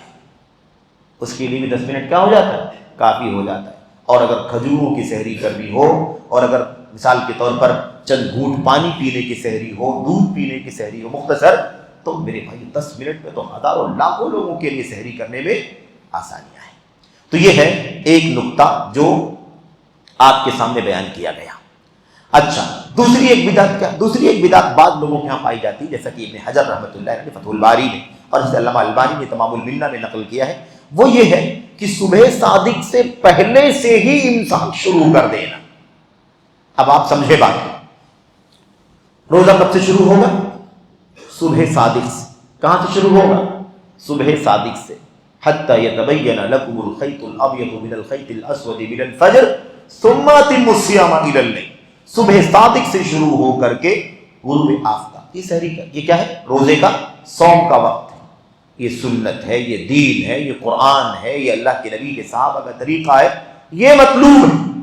لیکن اب اگر کوئی اس احتیاط، کیا کہتے ہیں اس کو، احتیاط کے نام پر کیا کرے کہ صبح صادق ایسا نہ ہو کہ صبح صادق طلوع ہو جائے، صبح صادق کیا ہو جائے؟ طلوع ہو جائے اور ہمارا روزہ چھوٹ نہ جائے، اس مسئلے کو، اس سوچ کی بنیاد پر کیا کرے وہ؟ آدھا گھنٹہ پہلے سے ہی اپنے آپ کو روزے میں کاؤنٹ کرنا شروع کرے۔ آدھا گھنٹہ پہلے، ایک گھنٹہ پہلے سے، کہ میں ابھی سے میں امساک کروں گا، ابھی سے میں کھانا پینا اور تمام جو پابندیاں روزے میں ہوتی ہیں ان تمام پابندیوں پر اپنے آپ کو لگا لوں گا، تاکہ یہ خطرہ ہی نہ رہے کہ صبح صادق ہو گئی ہے کہ نہیں ہوئی۔ میرے بھائیو، یہ کام تو اس وقت نہیں کیا گیا جب آج کل کے وسائل بھی نہیں تھے۔ آج کل تو اتنی زیادہ الحمدللہ اللہ کے فضل و کرم سے ترقیاں ہیں، سائنس ہے، ٹیکنالوجی ہے، وسائل ہیں، ذرائع ہیں، ایگزیکٹ ہو گیا، منٹ نہیں بلکہ سیکنڈوں کی تعین ہو جاتی ہے۔ آج کے وقت میں آدمی کو یہ کام کرے، آدھا گھنٹے پہلے سے اپنے آپ کو روزے کا پابند بنا لے، اس سوچ کے ساتھ کہ ایسا نہ ہو کہیں دیر ہو جائے تو میرا روزہ خراب ہو جائے۔ یہ کام اس وقت بھی نہیں کیا گیا جب وسائل نہیں تھے، پتہ بھی نہیں چلتا تھا، چند نشانیوں کے ذریعے سے اللہ کے نبی کے صحابہ جانتے تھے کہ صبح صادق ہو گیا یا نہیں ہو گیا۔ تو آج کے اس دور میں جب اللہ نے اتنے سارے وسائل عطا فرما دیے، ہم کیسے یہ کام کرتے ہیں احتیاط کے نام پر؟ یہ بھی ایک بدعت ہے۔ اگر کوئی یہ سمجھتا ہے کہ بھئی آدھے گھنٹے پہلے سے، مثال تم آج 4:45 تک اگر مثال کے طور پر صبح صادق 45 کا وقت ہے صبح صادق کا، اور اگر کوئی کہے کہ نہیں میں 5:15 بجے سے ہی امساک شروع کر دوں گا، امساک مطلب کھانے پینے سے کیا کروں گا؟ رک جاؤں گا، روزے کی پابندی شروع کر دوں گا، تو اس کا یہ عمل کیا کہلائے گا؟ اس کا یہ عمل بدعت کہلائے گا، کیونکہ اس کی کوئی جڑ نہیں ہے اللہ تبارک و تعالیٰ کی دین۔ آپ کو بتاؤں، میں آگے بھی حدیث آئے گی، اللہ کے نبی صلی اللہ علیہ وسلم صحابہ کرام کو کیا کہتے تھے؟ اللہ کے نبی کہتے تھے ان بلالا یؤذن بلیل فکلوا واشربوا۔ یاد رکھو، بلال رضی اللہ تعالیٰ عنہ جب اذان دیتے ہیں نا تو وہ پہلے اذان دیتے ہیں، وہ تہجد کے لیے یا سحر کے وقت کے لیے لوگوں کو بیدار کرنے کے لیے کہ لوگ اٹھ جائیں اور جن کو قیام اللیل کرنا ہو، ہے نا، پڑھنا ہو، وہ تیار ہو جائے۔ اللہ کے نبی کہتے تھے بلال رات میں ہی اذان دیتے ہیں، صبح صادق کا وقت نہیں ہوتا، صبح صادق سے پہلے 15 منٹ 20 منٹ آدھا گھنٹہ پہلے اذان دیتے ہیں مثال کے طور پر۔ تو ان کی اذان سے تم کو کھانے پینے سے رکتا نہیں ہے، کلو واشربوا، کھاتے رہو پیتے رہو، کوئی رکاوٹ نہیں ہے، حتی یؤذن ابن ام مکتوم، یہاں تک کہ صبح صادق پر عبداللہ بن ام مکتوم اذان دیتے ہیں، جب وہ اذان دیں تو پھر کھانے پینے سے رک جاؤ۔ دیکھا آپ نے، یہاں تو اللہ کے نبی کی حدیث دونوں نقطوں پر رہنمائی کر رہی ہے کہ پہلے سے باقاعدہ حکم ہے کہ کھاتے پیتے رہو۔ کب تک کھاتے پیتے رہو؟ جب تک ام مکتوم رضی اللہ تعالیٰ عنہ کی اذان صبح صادق والی نہ ہو تب تک تم کھاتے پیتے۔ اور اسی وقت کو لوگوں نے کیا بنا لیا؟ ہم پہلے سے ہی روزہ شروع کر لیں گے تاکہ ہمارے روزے کو کوئی خطرہ لاحق نہ ہو۔ یہ خطرہ خود ہے، سب سے بڑا خطرہ یہ ہے کہ ہم سنت کو چھوڑ کر کے اپنی مرضی سے کوئی احتیاط اور ثواب اور اجر کا راستہ تلاش کریں، سب سے زیادہ خطرناک مسئلہ ہے۔ بہرحال اختصار کے ساتھ بات کرتے ہیں۔ ایسے ہی تیسری ایک بدعت لوگوں کے اندر یہ بھی رواج میں ہے، اور ہمارے یہاں بھی اس طرح کی چیزیں پائی جاتی ہیں، وہ یہ ہے کہ مثال کے طور پر اگر کھانا آدمی کھا رہا ہے، پانی پی رہا ہے، سحری میں لگا ہوا ہے، مصروف ہے، اور اچانک اذان کی آواز آ جائے، اچانک کیا ہو جائے؟ اذان کی آواز آ جائے، تو حکم کیا ہے بھائی؟ حکم کیا ہے؟ حکم یہ ہے نبی کریم صلی اللہ علیہ وسلم کا کہ جو منہ میں آپ کے ہے اسے آپ نگل لیں، ٹھیک ہے، اگلا لقمہ آپ نہ کھائیں، اگلا پانی نہ پیئیں، ٹھیک ہے، لیکن اس منہ کے اندر کے لقمے کو نگلنے ہی کا حکم ہے، اسے باہر نکالنے کا حکم نہیں۔ اب بعض لوگ کیا کہتے ہیں، جیسے منہ کے جیسے اذان کی آواز سنائی دی تو جو لقمہ منہ کے اندر ہے اسے فوراً تھوک دینا اور اسے باہر نکالنا اور قے کرنا، یہ کیا ہے؟ اسی کو غلو کہا جاتا ہے، شدت ہے، تشدد، یہ غلط۔ اللہ کے نبی صلی اللہ علیہ وسلم نے فرمایا، اللہ کے نبی صلی اللہ علیہ وسلم کی ایسی کوئی تعلیم نہیں ہے کہ اگر مؤذن کی اذان کی آواز سنائی دے تو منہ کے اندر کا جو دانہ ہے، جو اناج کا جو لقمہ ہے، اسے کیا کرے؟ انسان اسے اگل دے یا اس کو باقاعدہ نکال کر کے باہر پھینک دے، اس کی کوئی تعلیم نہیں نبی کریم صلی اللہ علیہ وسلم۔ اس کے علاوہ البتہ اس کے علاوہ تعلیم ہمارے نبی صلی اللہ علیہ وسلم کی موجود ہے کہ اگر کوئی آدمی تاخیر سے اٹھے، صبح صادق کا وقت ہو گیا، صبح صادق کا وقت ہو چکا ہے، آدمی اس وقت بھی چند گھونٹ پانی پی لے، اس کی تعلیم نبی کریم صلی اللہ علیہ وسلم نے دی ہے۔ یہ دیکھیے اللہ کے نبی صلی اللہ علیہ وسلم کی سنت کی جگہ پر ایک نیا طریقہ نکالا گیا کہ نہیں نکالا گیا، اسی کو بدعت کہا جاتا ہے۔ اچھا، اس کے علاوہ بعض لوگوں کے ہاں یہ چیز رائج ہے کہ سحری کی جو اذان، سحری کی اذان کیا مطلب؟ یعنی جو اذان ہوتی ہے، اس کے اندر تمطید کا مطلب ہوتا ہے اسے بہت زیادہ کھینچنا اور اس کے اندر بہت لمبی سر لگانا، بہت لمبا ترنم کھینچنا، سمجھ رہے؟ اس کے پیچھے مقصد کیا ہوتا ہے کہ اذان اگر 2 منٹ میں ختم ہوگی، 3 منٹ میں ختم ہوگی، 4 منٹ میں ختم ہوگی تو اتنا وقفہ لوگوں کو مل جائے گا کھانے پینے کے لیے۔ یہ بھی بدعت ہے، یہ بھی کیا ہے؟ بدعت ہے، کیونکہ اذان جو ہے وہ صبح صادق پر ہوتی ہے، صبح صادق سے پہلے اذان نہیں ہو سکتی، اور صبح صادق ہو جانے کے بعد دیر سے اذان دینے کا کوئی فائدہ نہیں۔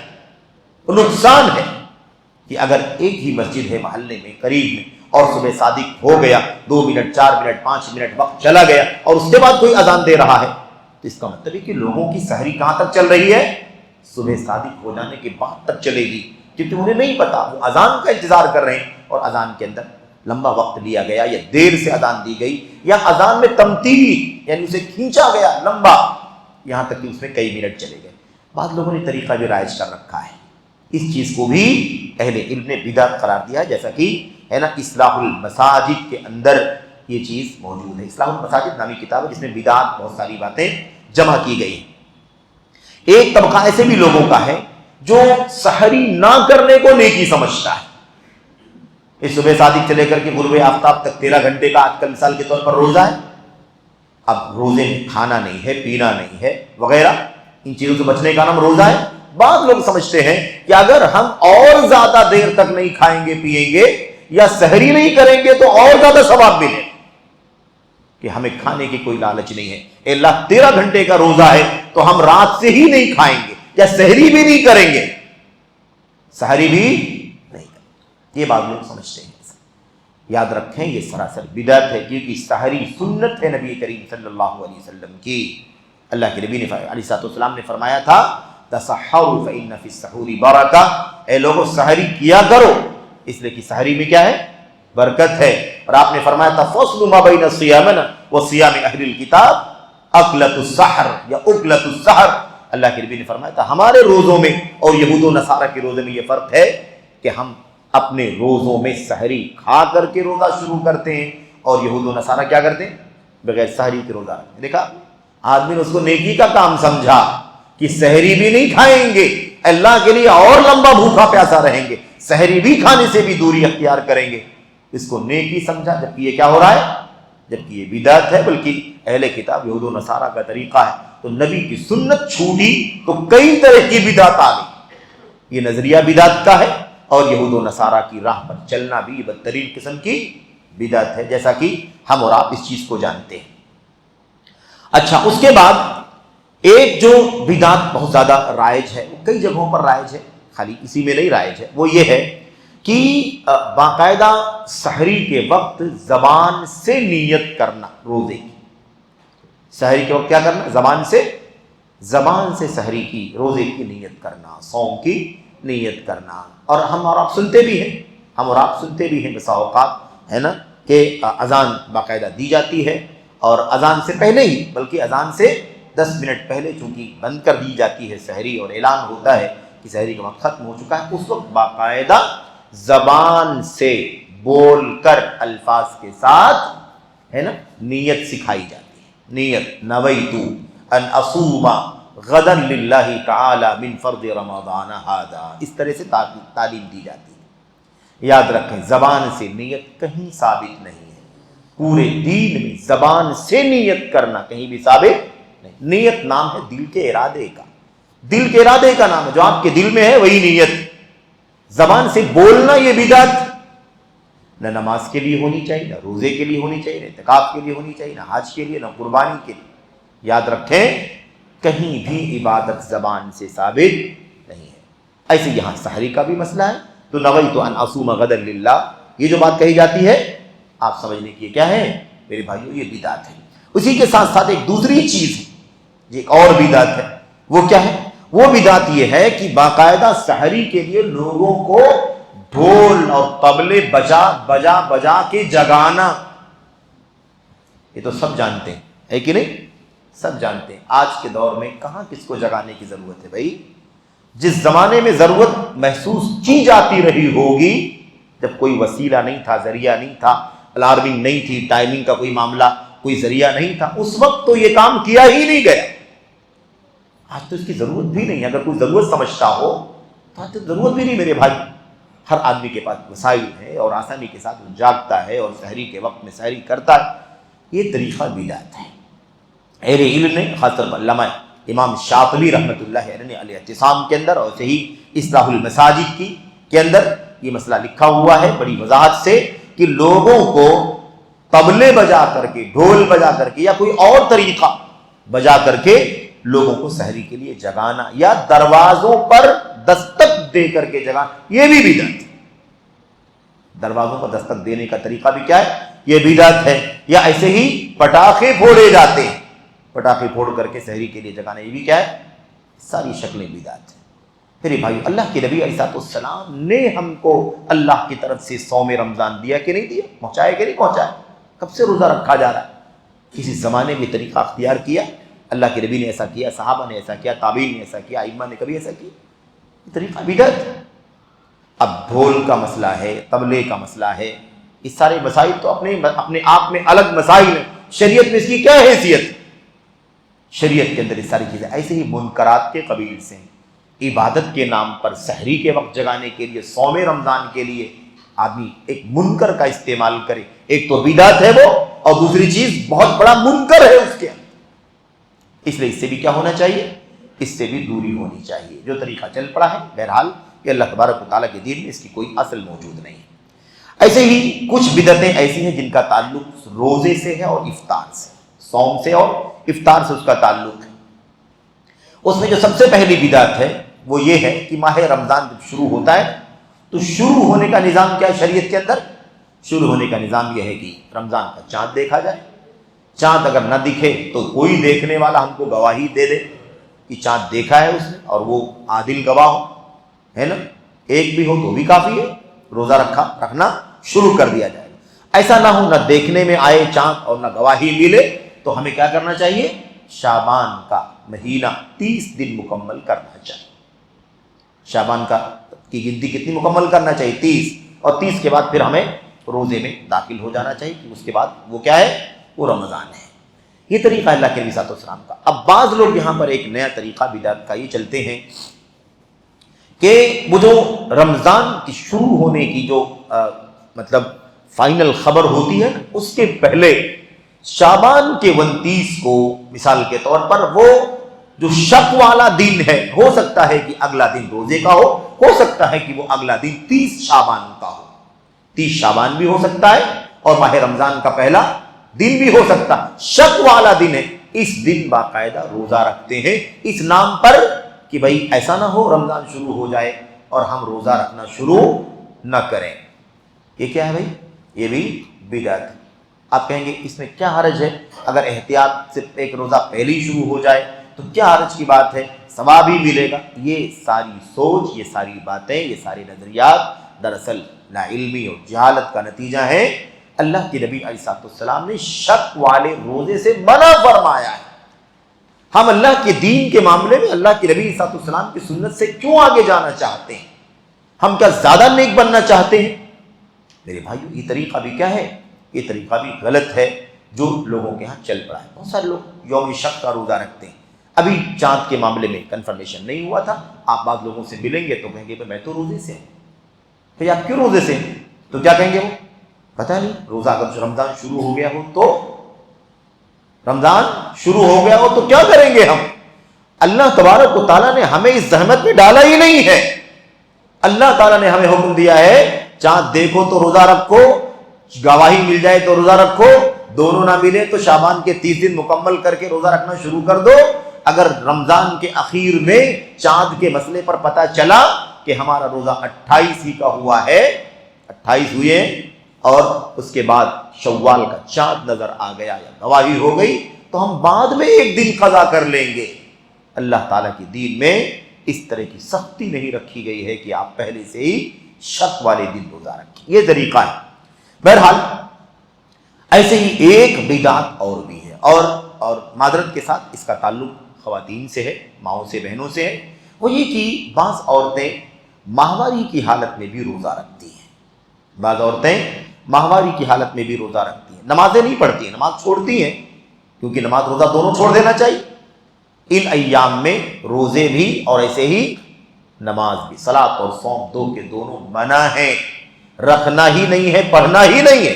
اگر وہ رکھیں گی پڑھیں گی تو قبول بھی نہیں ہوگا بلکہ گنہگار ہوگی۔ تو بعض عورتیں کیا کرتی ہیں؟ صلاۃ نماز کا اہتمام تو نہیں کرتی ہیں، لیکن ان حالات میں بعض عورتیں روزے کا اہتمام کرتی ہیں، اور کیا کرتی ہیں؟ وہ صبح صادق سے پہلے چند گھونٹ پانی چپکے سے پی لیتی ہیں اور دن بھر ہے نا روزے کی حالت میں گزارتی ہیں۔ یہ چیز بھی بدعت ہے، یہ چیز بھی کیا ہے؟ بدعت ہے۔ ہماری ماؤں بہنوں کو چاہیے کہ اللہ تعالیٰ نے آپ کو کسی ایسی چیز کی ذمہ داری نہیں دی ہے جو آپ کی حالت سے مختلف ہو۔ آپ کے حالات کو اللہ تعالیٰ خوب جانتا ہے، اسی اعتبار سے اللہ تبارک و تعالیٰ کا دین سب کو حکم دیتا ہے، سب کے لیے شریعت کے احکام اور مسائل سب کو دیے گئے ہیں۔ یہ ایک مسئلہ ہے جو خواتین سے متعلق۔ ایسے ہی ایک بدعت اور پائی جاتی ہے، وہ ہے جیسا کہ ہم نے سحری کے مسئلے میں ہے نا اذان فجر صبح صادق کے بارے میں سنا کہ بعض لوگ وقت سے پہلے اذان دیتے ہیں تاکہ لوگ جلد سے جلد سحری کیا کریں؟ سحری بند کر دیں، سحری کرنا رک جائیں سحری کرنے سے۔ ایسی ایک بدعت یہ بھی چلتی ہے جیسا کہ امام ابن حجر رحمۃ اللہ علیہ نے فتح الباری میں نقل کیا ہے کہ بعض لوگ احتیاط کے نام پر مغرب کی اذان لیٹ دیتے ہیں۔ ابھی تو لوگ کہتے ہی ہیں 5 منٹ رک کر کے، 3 منٹ رک کر کے، لیکن ایک طریقہ ایسا بھی لوگوں کے یہاں پایا جاتا ہے کہ وہ کیا کرتے ہیں؟ چند منٹ کیا کرتے ہیں؟ اذان مغرب میں تاخیر کرتے ہیں، اور یہ سوچ کر کے کہ اس سے افطار میں تاخیر ہو جائے گی، افطار میں کیا ہو جائے گی؟ تاخیر ہو جائے گی۔ آپ سوچیے اللہ کے نبی صلی اللہ علیہ وسلم اس موقع پر افطار میں جلدی کرنے کا حکم دے رہے ہیں، اور لوگ کیا کر رہے ہیں؟ احتیاط کے نام پر اذان 2-4 منٹ لیٹ دے رہے ہیں یا دلوا رہے ہیں، اس مقصد کے پیش نظر کہ اس سے لوگوں کا روزہ کمپلیٹ ہو جائے گا، شک شبہ نہیں رہے گا کہ صبح ہم نے غروب آفتاب سے پہلے تو روزہ نہیں کھول دیا۔ یہ کیا ہے؟ یہ بدعت ہے۔ لوگوں کو لگتا ہے کہ احتیاط ہے، لیکن یہ بدعت ہے۔ احتیاط سنت کا نام ہے۔ احتیاط کس کا نام ہے؟ سنت کا۔ جو نبی نے بتایا وہ احتیاط سب سے بیسٹ ہے، سب سے اچھا ہے، خیر کا باعث ہے۔ اور اللہ کے نبی نے فرمایا سحری میں تاخیر کرنا، افطار میں جلدی کرنا، یہ کیا ہے؟ یہ خیر کا باعث ہے۔ اور اللہ کے نبی نے صاف فرمایا ادھر سے دن چلا گیا، ادھر سے رات آ گئی، اور جو سورج ڈوبا تو سمجھ لو کہ روزے دار نے افطار کر لیا۔ یعنی کیا مطلب؟ کر لینا چاہیے فوراً، اس میں کوئی تاخیر نہیں ہونی چاہیے۔ یہ نبی کریم صلی اللہ علیہ وسلم کی سنتیں ہیں، آپ کی حدیثیں ہیں۔ ان جگہوں پر جہاں صراحت کے ساتھ سنتیں موجود ہیں، لوگ باقاعدہ وہاں پر نیا طریقہ، نیا احتیاط کے نام پر طریقہ نکال کر کے اسے نیکی کا اور ثواب کا کام سمجھتے ہیں۔ اچھا، ایسے ہی بہت ساری بدعتوں میں سے ایک بدعت یہ بھی ہے، حالانکہ یہ بدعت عام طور پر ہمارے اور آپ کے بیچ میں نہیں رائج ہے۔ یہ بدعت جو ہے نا وہ عام طور پر صوفیہ حضرات کے یہاں یہ بدعت پائی جاتی ہے، یا جو ان کے راستے پر چلتے ہیں یا ان کے مزاج کے ساتھ ہم آہنگ ہیں، ان کے یہاں بدعت چلتی ہے۔ وہ کیا ہے کہ ماہ رمضان میں بات چیت کرنے سے بچنا۔ پھر کیسے کیا کریں گے بھائی؟ یعنی ہماری جو آپ کی بات چیت ہے نا، ہماری اپنی زبان، ہمارا اپنا لب و لہجہ، تو اپنی زبان، اپنا لب و لہجہ، اس کو استعمال کرنے سے بچتے ہیں، اور کہتے ہیں کہ کوئی اپنی چیز، جیسے ہم کھاتے نہیں ہیں، اپنی چیز پیتے نہیں ہیں، اپنی شہوت حلال پوری نہیں کرتے، ایسے اپنی بات چیت سے بھی بچنا چاہیے۔ یہ کہاں سے بنایا لوگوں نے؟ اپنی مرضی سے، اپنی خواہشات سے بنا لیا۔ اور پھر بات چیت کرنے کے لیے کیا کرتے ہیں؟ وہ بات چیت کرنے کے لیے قرآن کے الفاظ استعمال کرتے ہیں، حدیثوں کے الفاظ استعمال کرتے ہیں، قرآنی الفاظ، حدیث کے الفاظ سے اشارے میں بات چیت کرنا، اس طرح کا رویہ چلتا ہے کس کے یہاں؟ صوفیہ کے یہاں۔ تو صوفیہ کے بارے میں تو آپ جانتے ہی کہ ان کا عقیدہ، ان کا نظریہ سراسر دین اسلام کے خلاف ہے، ان کی بنیاد ہی دین اسلام کی بنیاد سے مختلف ہے۔ یہ صوفیہ حضرات تو یہ عقیدہ رکھتے ہیں کہ جو شخص اللہ تبارک و تعالیٰ کی جنت کی لالچ میں عبادت کرے، اللہ کے عذاب سے بچنے کے لیے ڈر کے مارے اللہ تبارک و تعالیٰ کی عبادت کرے، وہ مشرک۔ کس کا عقیدہ ہے؟ صوفیوں کا عقیدہ یہ ہے کہ ہم اگر جنت کی لالچ میں اگر عبادت کریں گے تو جنت کی لالچ کرنا شرک ہے، استغفر اللہ۔ جہنم کے عذاب سے بچنے کی عبادت کریں گے تو یہ بھی تو لالچ ہے، اپنے مقصد کے لیے، اپنی مفاد کے لیے ہم عبادت کر رہے ہیں۔ یہ لوگوں کا کیا ہے؟ یہ صوفیوں کا طریقہ، یہ بدعت ہے، سراسر بدترین قسم کی بدعت ہے، کیونکہ اللہ تبارک و تعالیٰ بار بار ہمیں جنت کی لالچ دے رہا ہے، جنت کا شوق دلا رہا ہے کہ نہیں؟ جہنم کے عذاب سے ڈرا رہا ہے۔ یقیناً اللہ تبارک و تعالیٰ کی طرف سے اسی بات کی تعلیم ہے۔ اس لیے جنت کی لالچ میں، اللہ کی رحمت کی لالچ میں، اللہ کی مغفرت کی لالچ میں اور اللہ کے عذاب کے ڈر سے ہمیں کیا کرنا چاہیے؟ اللہ تبارک و تعالیٰ کی عبادت کرنا چاہیے۔ یہی عین اسلام، عین دین ہے، اور صوفی حضرات اس کو اس طرح سمجھتے ہیں۔ بہرحال بہت ساری بدعتوں میں سے ایک بدعت یہ بھی ہے کہ بعض لوگ زوال کے بعد مسواک کرنے سے احتراز کرتے ہیں۔ یہ زوال کے بعد کا ٹائم ہے، یعنی جو آپ کی اذان ظہر کا وقت ہے وہ زوال ہے۔ وہ کیا ہے؟ قائمۃ الظہیرہ، بالکل زوال کی گھڑی ہے وہ، سمجھ رہے ہیں؟ یعنی دوپہر ادھر سے اب ادھر چلی گئی۔ کہتے ہیں کہ پہلے صبح کے وقت میں جب تک دوپہر نہیں ہوتی تب تک تو آدمی مسواک استعمال کرے، مسواک کرے، کوئی حرج کی بات نہیں ہے، لیکن دوپہر کے بعد، زوال کے بعد، یعنی ایسا سمجھ لیں ظہر کے بعد مسواک کرنے کو کیا سمجھتے ہیں؟ غلط سمجھتے ہیں، بچتے ہیں، بولے نہیں، ظہر کے بعد مسواک نہیں استعمال کرنا۔ ان کا کیا سوچنا ہے؟ اب اللہ کے دین میں ایسی کوئی تعلیم نہیں ہے، قرآن میں سنت میں کوئی تعلیم نہیں، لیکن آدمی نے اپنی عقل کا، اپنی خواہشات کا استعمال کیا۔ اس نے کیا سوچ لیا؟ دوپہر کے وقت تک تو، اس سے پہلے تک تو کوئی زیادہ بھوک پیاس کا احساس نہیں ہوتا، دوپہر کے بعد دھوپ میں سختی آ جاتی ہے، گرمی کی شدت بڑھ جاتی ہے، اس وقت اگر ہم مسواک استعمال کرتے ہیں تو مسواک کے اندر تراوٹ ہوتی ہے، اس تراوٹ سے ہمیں ہو سکتا ہے غذائیت ملے اور ہم کو آسانی لگے، اس لیے ہمیں ظہر کے بعد مسواک کرنے سے بچنا چاہیے۔ یہ سارا فلسفہ کہاں سے لایا لوگوں نے؟ اپنی خواہش نفسانی سے، اپنی مرضی سے، اپنی عقل سے، اپنی جی سے یہ کام نکال۔ ظاہر سی بات ہے، اللہ تبارک و تعالیٰ کا دین ہماری مرضی کا، آپ کی مرضی کا نام تو نہیں ہے۔ اس لیے یہ عقیدہ کہ ظہر کے بعد مسواک نہیں کرنا چاہیے، یہ کیا ہے؟ یہ عقیدہ بھی غلط ہے اور بدعت ہے۔ ایسے ہی ایک طریقہ بعض لوگوں کے یہاں رائج ہے، ان کے یہاں سفر کا پلان رمضان میں ہوتا ہے۔ سفر کا پلان کب کرتے ہیں؟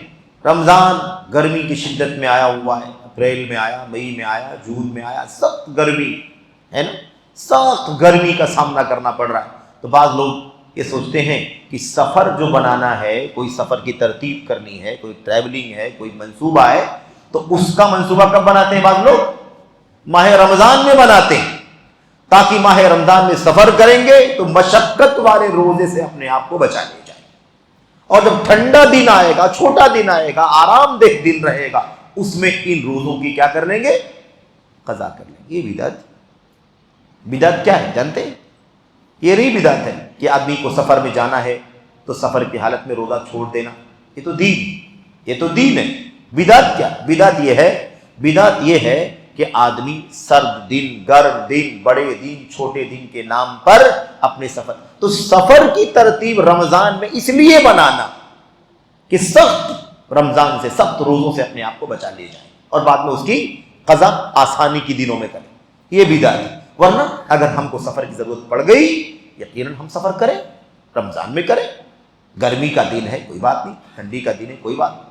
اگر واقعی ہم کو سفر کی ضرورت پڑتی ہے تو سفر کریں رمضان میں، اور جتنے دن سفر کریں، مشقت ہے، روزہ رکھنے میں زحمت ہے، اللہ تبارک و تعالیٰ کا کلام کہتا ہے روزہ چھوڑ دو، جتنے روزے سفر کی حالت میں چھوٹتے ہیں ان کی قضا بعد میں کرو، کوئی حرج کی بات نہیں، اس کی قضا ٹھنڈے دن میں انسان کرے، کوئی حرج کی بات نہیں، اس کی قضا چھوٹے دن میں کرے، اس سے اللہ تبارک و تعالیٰ منع نہیں کرتا۔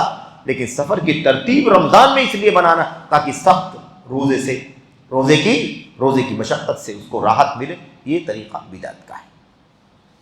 اچھا، کچھ بدعتیں ایسی بھی ہیں جو ہمارے ہاں رواج میں نہیں ہیں، تو ان تمام پر بات کرنے کی ضرورت نہیں ہے۔ ایک بات اب جو آگے آ رہی ہے اس پر غور کریں، ایک بدعت اور رائج لوگوں کے ہیں۔ اللہ تعالی ہم سب کی حفاظت فرمائے، اور اللہ تعالی ہم سبوں کو ہمیشہ اللہ تبارک و تعالیٰ کی عبادت اور بندگی کا یہ رشتہ جو اللہ تبارک و تعالیٰ اور ہمارے بیچ میں ہے اسے قائم رکھنے کی توفیق عطا فرمائے، آمین رب العالمین۔ وہ بدعت کیا ہے؟ بہت سارے لوگوں کا سال بھر نماز چھوڑنا، سال بھر کیا کرنا؟ نماز نہ پڑھنا۔ بہت سارے لوگ سال بھر نماز نہیں پڑھتے، سال بھر نماز نہیں پڑھتے، صلاۃ نہیں پڑھتے، جب رمضان آتا ہے تو نماز کا اہتمام کرتے ہیں، روزہ بھی رکھتے ہیں، اور کیا کرتے ہیں؟ دعائیں ہیں، اذکار ہیں، تلاوت ہیں، تسبیحات ہیں، سب کرتے ہیں۔ اب آپ سوچیے اہل علم نے اس کو بدعت کہا ہے، آخر بدعت ہے کہ نہیں بدعت ہے؟ رمضان کے علاوہ نمازوں سے کوئی تعلق نہیں، یا برائے نام تعلق، کبھی پڑھا کبھی نہیں پڑھا، رمضان آیا تو گویا کہ ہم نے یہ سمجھا کہ رمضان میں عبادت کا اہتمام کرنا بہت ضروری ہے، بہت فضیلت والا مہینہ ہے، اس میں اگر چھوڑیں گے نماز، اس میں نماز کا اہتمام نہیں کریں گے تو بہت بڑے گنہگار ہو جائیں گے، اس میں بخشش کا پروانہ ملتا ہے، اس میں جہنم سے ہماری گردنیں آزاد ہوتی ہیں، اس لیے اس میں روزے کا اہتمام ہم کریں اور اسی کے ساتھ ساتھ نماز کا بھی اہتمام کریں۔ یہ عقیدہ بدعت کا ہے، یہ نفس ہے، یہ خواہش نفس ہے، اہل علم اس کو بدعت کہا ہے۔ کیوں آخر ہم ایسا کریں؟ سال بھر ہم نماز نہیں پڑھتے، کیوں نہیں پڑھتے، اہتمام کیوں نہیں کرتے، اور رمضان میں ہم سمجھتے ہیں کہ اس میں نماز کا اہتمام ہونا چاہیے؟ تو یہ عقیدہ بدعت ہے کہ نہیں؟ یہ عمل بدعت کا، یہ سوچ بدعت کی ہے۔ باقاعدہ اس کو فتح الغفور کے اندر، ایسے ہی فضائل رمضان کے اندر اہل علم نے وضاحت سے لکھا ہے کہ یہ عمل کیا ہے، یا الموجم البدع کے اندر، موجم البدع کے اندر، اور ایسے ہی السنن والمبتدعات کے اندر، یہ کتابیں وہ ہیں جن کے اندر جو بدعتیں رواج میں ہیں مختلف جگہوں پر، ان بدعات کو اکٹھا کر کے لوگوں کو پہنچایا گیا تاکہ لوگ آگاہ رہیں کہ یہ طریقہ بدعت کا ہے۔ ٹھیک ہے، ایسے ہی ایک بدعت اور بھی ہے، وہ بدعت یہ ہے کہ جب چاند دکھائی دیتا ہے، چاند نظر آتا ہے، شوال کا چاند یا ایسے رمضان کا چاند دیکھ کر کے اللہ کے نبی صلی اللہ علیہ وسلم کی دعا پڑھنا ثابت ہے۔ کیا ہے؟ اللہ کے نبی صلی اللہ علیہ وسلم کی سنت پہ ثابت ہے کہ نہیں؟ دعا جانتے ہیں کہ نہیں جانتے؟ دعائیں اللہم اہلہ علینا بالامن والایمان یا بالیمن والایمان، ہے کہ نہیں؟ اور ساری دعا 2-3 الفاظ ہیں۔ ٹھیک ہے، ایک بدعت جو ہے وہ کیا ہے؟ بدعت یہ ہے کہ چاند جب دکھائی دیتا ہے تو بعض لوگ نگاہیں اٹھا کر چاند کو دیکھتے ہیں اور ہاتھوں کو اٹھا کر کے یہ دعا پڑھتے ہیں یا کوئی اور دعا پڑھتے ہیں، دونوں بدعت ہیں۔ ہاتھوں کو اٹھا کر کے کوئی دعا پڑھنا، اللہم اہلہ، اللہم اہلہ، یا ایسے اللہم حللہ، اس طرح کی دعائیں پڑھنا، یا یہی دعا جو ثابت ہے نبی کریم صلی اللہ علیہ وسلم۔ اگر دعا الگ پڑھتے ہیں، ہاتھ بھی اٹھاتے ہیں تو ہاتھ اٹھانا بھی بدعت ہے، دوسری دعا پڑھنا بھی بدعت ہے جو اپنی منمانی پڑھتے ہیں۔ اور اگر دعا نبی علیہ السلام کی بتائی ہوئی پڑھتے ہیں اور ہاتھ اٹھا کر کے پڑھتے ہیں تو ہاتھ اٹھانا بدعت۔ اللہ کے نبی صلی اللہ علیہ وسلم نے دعا سکھلائی ہے، ہاتھ اٹھانے کا طریقہ ہمیں اور آپ کو نہیں سکھایا ہے، لیکن یہ طریقہ بہت سارے لوگوں کے یہاں کیا ہے؟ رائج ہے، باقاعدہ دعا کا اہتمام ہاتھ اٹھا کر کے کرتے ہیں، چاند کی طرف ہاتھ اٹھا کر کے۔ ہاتھ اٹھانے کا طریقہ شریعت میں کیا ہے؟ دعاؤں کے لیے اگر ہاتھ اٹھانے کا بھی تذکرہ موجود ہے نا، نمازوں کے بعد نہیں اور دوسرے وقتوں میں، تو اللہ کے نبی صلی اللہ علیہ وسلم کی جو آداب ہمیں ملے ہیں وہ یہ کہ ایک مسلمان قبلہ رو ہو کر کے دعا کرے، قبلہ رو ہو کر کے دعا کرے اور ہاتھ اٹھا کر کے دعا کرے، 3 بار دعاؤں کو کرے، اللہ کی ربوبیت کا، اللہ تعالیٰ کی ربوبیت کا حوالہ دے۔ یہ سب آداب ہیں، لیکن چاند کی طرف ہاتھ اٹھا کر کے دعا کرنا یہ کون سا طریقہ ہے؟ تو یہ ساری چیزیں کیا ہیں؟ بدعتوں کے دائرے میں آتی ہیں، جیسا کہ اہل علم نے موجم البدع میں الابداع فی مزار الابتداء، ان سب چیزوں کے اندر، کتابوں کے اندر یہ بدعتیں بیان فرمائی ہیں۔ ایسے ہی کچھ بدعتیں ایسی ہیں جو قیام یعنی صلاۃ تراویح سے متعلق، صلاۃ تراویح سے، قیام اللیل سے متعلق کچھ بدعتیں۔ اس میں جو سب سے پہلی بدعت علماء نے لکھی ہے وہ یہ لکھی ہے کہ صلاۃ تراویح کو بہت زیادہ رفتار کے ساتھ، اسپیڈ کے ساتھ پڑھنا، نقر الغراب، ایسی تیزی کے ساتھ پڑھنا کہ جیسے کوا ٹھونک مارتا ہے نا زمین پر، ایسے ہی ٹھونک مارنے کی طرح فوراً قیام اور بہت تیزی کے ساتھ تلاوت اور بہت تیزی کے ساتھ رکوع سے قوما اور قوما سے سجدہ اور پھر دوسرا سجدہ اور اس کے بعد فوراً اٹھ کر کے دوسری رکعت کے لیے کھڑا ہونا۔ اس طرح سے جو بعض جگہوں پر میرے بھائیوں تراویح کا طریقہ چل پڑا ہے یہ سراسر بدعت۔ یہی نہیں ہے کہ گناہ ہے، ایسا قرآن نہیں پڑھنا چاہیے، اتنی جلدی جلدی نماز نہیں پڑھنی چاہیے، یہ تو اپنی جگہ پر ہے، یہ طریقہ نبی کریم صلی اللہ علیہ وسلم کا نہیں ہے، یہ طریقہ اللہ کے نبی علیہ السلام کے اصحاب کا نہیں ہے۔ تو اتنی زیادہ تیزی، اتنی زیادہ رفتار، اتنی زیادہ ہے نا، اتنی اسپیڈ کے ساتھ پڑھنا اور تلاوت میں اتنی زیادہ رفتار، پتہ بھی نہ چلے کہ الفاظ کیا ہیں آیت کریمہ کے، کچھ پتہ نہ چلے۔ آپ غور کریں اللہ کے نبی علیہ السلام کا طریقہ کیا تھا قرآن کی تلاوت میں۔ ام المؤمنین حضرت ام سلمہ رضی اللہ عنہا اور ایسے دیگر صحابہ کرام باقاعدہ بتاتے ہیں اللہ کے نبی کا طریقہ نماز پڑھنے کا، قرآن کریم کی تلاوت کرنے کا کیا ہوتا تھا۔ کان یمد مدن، کان یمد مدن، اللہ کے نبی صلی اللہ علیہ وسلم آیتوں کو کھینچ کھینچ کر کے پڑھتے تھے۔ الحمدللہ رب العالمین الرحمن الرحیم مالک یوم الدین ایاک نعبد و ایاک نستعین، اس طرح پڑھا کرتے تھے۔ اور دوسری روایت میں کیا ہے، کان یقطعها آیتن آیتن، اللہ کے نبی صلی اللہ علیہ وسلم ایک آیت، دوسری آیت، تیسری آیت، چوتھی آیت لپیٹ لپیٹ کے نہیں پڑھا کرتے تھے، ایک ایک آیت کو الگ الگ کر کے پڑھا کر، جدا جدا کر کے پڑھا کرتے تھے۔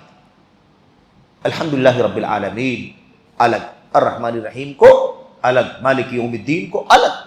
کبھی معانی کی وجہ سے اگر ایک سے دوسری آیت کو کوئی جوڑ دے جو جانتا ہو معانی کو، کوئی حرج کی بات نہیں، کیونکہ کبھی پہلی آیت کا تعلق دوسری آیت کے ساتھ ایک دم ساتھ میں ہوتا ہے، کوئی بات نہیں، ورنہ کیا ہونا چاہیے، ہر آیت کو الگ الگ پڑھنا چاہیے۔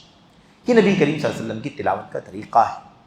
لیکن آج کیسا ہوتا ہے میرے بھائی، الحمد کی شروعات ہوتی ہے، ضالین پر ختم ہو جاتا ہے، کوئی سٹاپ نہیں ہے، کوئی پتہ نہیں چلتا، نہ مد کا پتہ ہے، کھینچنے کا پتہ ہے، نہ آیتوں کو الگ الگ، الحمدللہ رب العالمین الرحمن الرحیم مالک یوم الدین، اس طرح سے الضالین پر ایک چند سیکنڈوں میں سورۃ الفاتحہ کی تلاوت ہوتی ہے۔ یہ بدعت ہے، یہ کیا ہے، یہ بدعت ہے، کیونکہ یہ طریقہ اللہ کے نبی علیہ السلام کا اور نبی کریم صلی اللہ علیہ وسلم کے صحابہ کرام کا اور امت کے سلف کے ائمہ کا نہیں تھا، جس طریقے سے قرآن کریم کی تلاوت ہو رہی ہے۔ اچھا، تو یہ کس قدر افسوس کی بات ہے۔ اللہ کے نبی کا طریقہ کیا تھا، اللہ کے نبی تلاوت جب کرتے تھے قرآن کریم پڑھتے تھے، چاہے خارج نماز یا داخل نماز، اللہ کے نبی صلی اللہ علیہ وسلم اذا مر بآیت رحمت سألها، جب بھی رحمت کی آیت سے گزرتے تھے تو اللہ تبارک و تعالیٰ سے رحمت کا سوال کرتے تھے، ہے نا، اللہم ارحمنا اللہم ارحم بنا۔ اور جب عذاب کی آیت سے گزرتے تھے تعوذ باللہ منہ، تو اللہ تبارک و تعالیٰ سے، اللہ کے نبی صلی اللہ علیہ وسلم اللہ تبارک و تعالیٰ کے اس عذاب سے اللہ کی پناہ مانگتے تھے۔ کہاں رکنا ہے میرے بھائیوں، کہاں رکنا ہے، کوئی سٹاپ ہی نہیں ہے، رفتار کے ساتھ۔ تو یاد رکھیں یہ کیا ہے، یہ طریقہ بدعت کا ہے، یہ طریقہ بدعت کا ہے۔ اسی طریقے سے اور بھی چند بدعات ہیں، میں جلدی جلدی چند باتوں کا ذکر آپ کے سامنے کرنا چاہتا ہوں تاکہ یہ باتیں آپ کے سامنے آ جائیں۔ اچھا، یہ بھی دیکھیں کہ سلف نے اس بات کو بھی بدعت کہا ہے، اس بات کو بدعت کہا ہے کہ صلاۃ عشاء ہو جائے اور صلاۃ عشاء کے بعد جب قیام تراویح، قیام اللیل کی شروعات ہونے والی ہو نا، اس کا اعلان کرنا بھی ثابت نہیں ہے نبی کریم صلی اللہ علیہ وسلم کی حدیث سے۔ اہل علم اس کو بھی بدعت کہا ہے، باقاعدہ اعلان ہوتا ہے نا، قیام اللیل کی نماز شروع ہونے جا رہی ہے، تراویح کی نماز شروع ہونے جا رہی ہے، صلاۃ عشاء کے بعد سے لے کر صبح صادق کے بیچ میں تراویح کا وقت ہے، قیام اللیل کا وقت، ہم جانتے کہ نہیں جانتے؟ صلاۃ عشاء ہو گئی، 2 رکعت نماز ہے سنت جس کو ہم کہتے ہیں، اس کے بعد وقت شروع ہو رہا ہے، اعلان کا کیا سوال پیدا ہو؟ صلاۃ عشاء کے بعد شروعات ہوتی کہ نہیں ہوتی؟ صلاۃ عشاء کے بعد شروعات ہو جانی چاہیے۔ اب کون سی کوئی اور نماز پڑھی جائے گی؟ مجھے بتاؤ، امام نے 4 رکعت نماز پڑھا دی، سلام پھیر دیا، 2 رکعت ہم نے نماز پڑھ لی، اس کے بعد کوئی نماز باقی بچی؟ کوئی نماز نہیں۔ اس کے بعد جب امام اللہ اکبر کہے گا تو کیا رہے گا؟ قیام اللیل۔ اعلان کرنا سلف امت کے یہاں ثابت ہے، اہل اس کو بھی بدعت کا ہے۔ باقاعدہ اعلان، صلاۃ التراویح من شہر رمضان رحمکم اللہ، اللہ آپ پر رحم فرمائے، ماہ رمضان کی صلاۃ القیام، صلاۃ تراویح کی شروعات ہونے جا رہی ہے۔ میرے بھائیوں، اس طرح کی بات چیزیں جو ہے نا بہت اہم جگہوں پر بھی رواج میں، بہت اہم جگہوں پر بھی کیا ہے؟ رواج میں۔ اس لیے یہ چیزیں کیا ہے؟ سلف صالحین کے یہاں ثابت نہیں ہے، اور اہل علم نے اس کو بدعت کہا ہے۔ بہرحال بدعت کے ضمن میں ایک بدعت یہ بھی ہے کہ بہت ساری جگہوں پر مرد اور عورتوں کا تراویح کے نماز میں، قیام اللیل کی نماز میں کیا ہوتا ہے؟ اختلاط ہوتا ہے۔ مردوں کا عورتوں کا اختلاط ہوتا ہے۔ ہرگز نہیں ہونا چاہیے، ہرگز نہیں۔ عام حالات میں بھی اختلاط منع ہے، لیکن یہ نماز کے لیے عورتیں اگر آتی ہیں، مرد آتے ہیں، ان کو پورا اہتمام ہونا چاہیے۔ اللہ کے نبی صلی اللہ علیہ وسلم کا طریقہ کیا تھا؟ اللہ کے نبی صلی اللہ علیہ وسلم کا طریقہ یہ تھا کہ جب نماز سے فوراً فارغ ہوتے تھے، نماز ختم ہوتی تھی صلاۃ، تو مرد حضرات میرے بھائیوں رکے رہتے تھے۔ مرد حضرات کیا کرتے تھے؟ رکے رہتے تھے۔ خواتین کو یہ تاکید ہوتی تھی کہ آپ فوراً نماز سے فارغ ہو کر کے فوراً جلد سے جلد کیا ہو جائیں؟ جلد سے جلد مسجدوں سے آپ نکل کر اپنے گھروں کو چلی جائیں، تاکہ اختلاط نہ ہو، اور ان کے نکلنے کے بعد مرد حضرات۔ یہ طریقہ نبی کریم صلی اللہ علیہ وسلم کا تھا، لیکن آج بہت ساری جگہوں پر آپ کو کیا ملے گا؟ اختلاط ہے، مردوں کا عورتوں کا اختلاط آپ کو دیکھنے کو ملے گا۔ اچھا، ایک بدعت یہ بھی پائی جاتی ہے کہ بعض لوگ قیام کے اندر بعض خاص صورتوں کو پکڑ کر کے بیٹھتے ہیں، خاص صورتوں کی تلاوت کرتے ہیں۔ ایسا نہیں ہونا چاہیے۔ قیام اللیل کی کچھ خاص صورتیں مخصوص نہیں ہیں کہ ہم سورہ بقرہ ہی پڑھیں گے، سورہ آل عمران ہی پڑھیں گے، سورہ انعام ہی پڑھیں گے، سورہ کہف ہی پڑھیں گے، سورہ یاسین ہی پڑھیں گے۔ ایسی کسی صورت کو، متعین صورت کو خاص کر لینا، یہ چیز اللہ کے نبی صلی اللہ علیہ وسلم کی سنت میں نہیں ہے۔ اس لیے اس طرح کوئی اگر تخصیص کرتا ہے تو یہ چیز کیا ہو جائے گی؟ بدعت میں شامل ہوگی۔ اچھا، ایسے ہی بعض جگہوں پر یہ بدعت بھی پائی جاتی ہے، اور عام طور پر نہیں پائی جاتی، لیکن بعض جگہوں پر یہ چیز پائی جاتی ہے، اور اس سلسلے میں ہمارا ملک اور وطن میں سمجھتا ہوں کہ بہت زیادہ معروف ہے، بہت زیادہ اس میں اس چیز کا چلن ہے، اور بڑی خطرناک بدعت ہے۔ وہ بدعت یہ ہے کہ لوگوں نے یہ طے کر لیا، بنا لیا اپنی طرف سے کہ رمضان میں جو قیام اللیل ہے، اس کو ہم تراویح کہتے ہیں، یہ تراویح قرآن سننے سنانے کے لیے ہے۔ قیام اللیل کا مقصد کیا بنا لیا لوگوں نے؟ قرآن سننے کے لیے۔ قرآن 30 پارے میں ہے کہ نہیں؟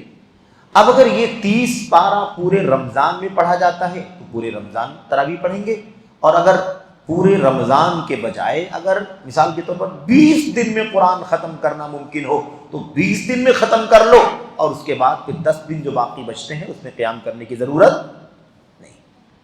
10 دن میں اگر کوئی ختم کر لیتا ہے، 3 پارے ڈیلی پڑھ لے، نماز میں کیا ہو جائے؟ 3 پارے ایک دن میں پڑھے جائیں، تو 10 دن میں 30 پارے مکمل ہو جائیں گے کہ نہیں ہو جائیں گے؟ اب 10 دن میں قرآن سن لیا گیا، تو اب بقیہ جو 20 دن باقی بچتے ہیں اس میں وہ قیام اللیل تراویح نہیں پڑھتے، اس لیے کہ انہوں نے عقیدہ کیا بنا لیا ہے؟ قرآن سننا تھا، قرآن ہم نے 10 دن میں سن لیا، قرآن کمپلیٹ ہو۔ یہ ہے بدعت۔ یہ کیا ہے؟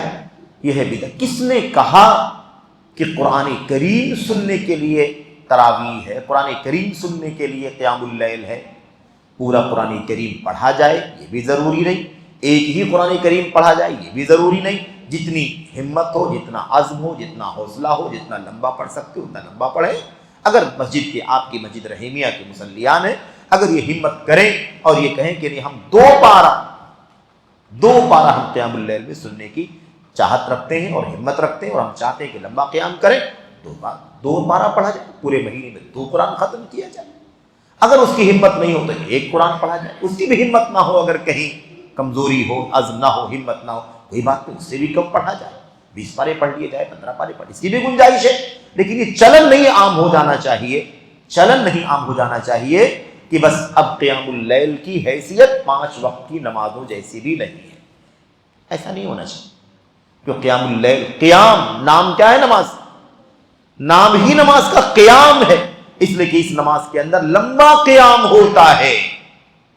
खड़े होने वाली नमाज, देर तक खड़े होकर के तिलावत हुआ करती थी, तो हमने उसको शॉर्ट करते करते करते करते इतना शॉर्ट कर दिया अगर कि वो 5 वक्त नमाजों की तरह भी बाकी नहीं बची, मगरिब और इशा की तरह भी बाकी नहीं बचेंगे, तो आप बताइए कि क़ियाम कैसे कहलाएगा? समझ, इसलिए इसका एहतमाम होना चाहिए। लेकिन ये जो बिदअत बड़ी खतरनाक है वो यही है कि बाज़ लोग कुरान करीम ख़त्म करने के बाद तरावी बंद कर देते हैं, क़ियामुल लैल बंद कर नहीं पढ़ते हैं।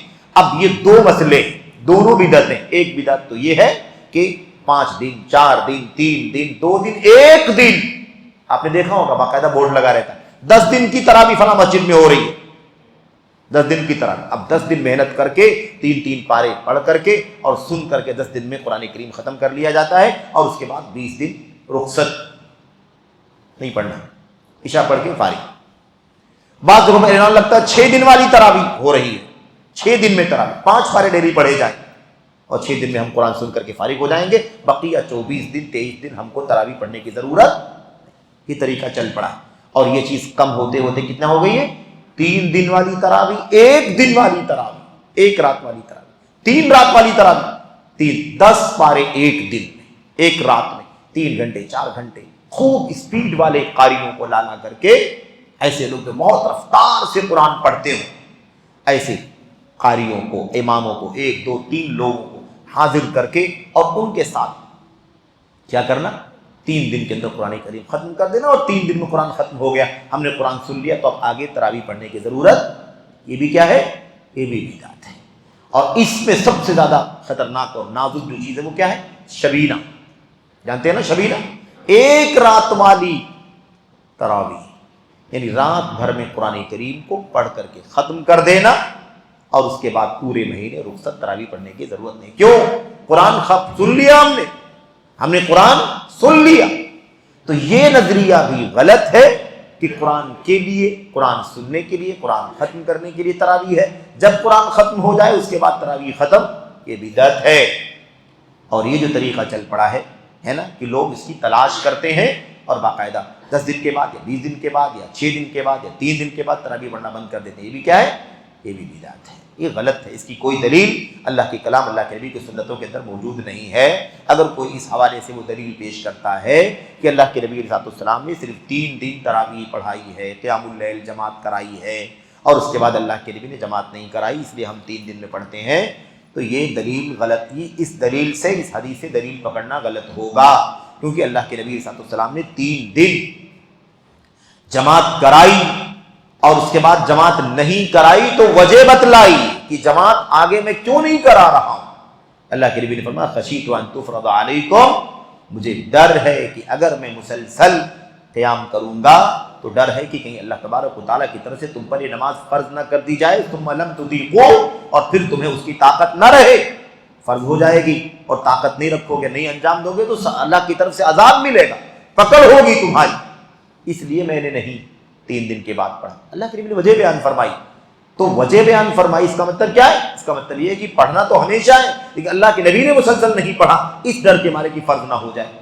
अब कुरान करीम उतर गया, अल्लाह के नबी सल्लल्लाहु की वफात हो गई, अब तो कोई शरीयत नहीं उतर सकती, कोई हुक्म नहीं उतर सकता, मसला खत्म हो गया। और इसीलिए उम्मत के लोगों ने पूरे रमजान तरावी पढ़ी और पढ़ाते रहे।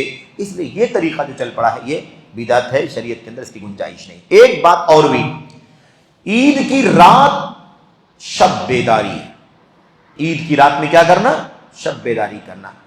हमने कहा था ना कि शुरू में आपसे कि बाज बातें हदीसों में होती हैं, लेकिन वो हदीसें ज़ईफ होती हैं, झूठी होती हैं, मौजू होती, और उसकी बुनियाद पर कोई काम किया जाता तो उसको भी क्या कहा जाता है? उसको बिदअत कहा जाता है, क्योंकि वो चीज साबित नहीं है। साबित नहीं है तो गैर साबित चीज को दीन कैसे बनाया जा सकता है? इसलिए वो क्या है? वो बिदअत।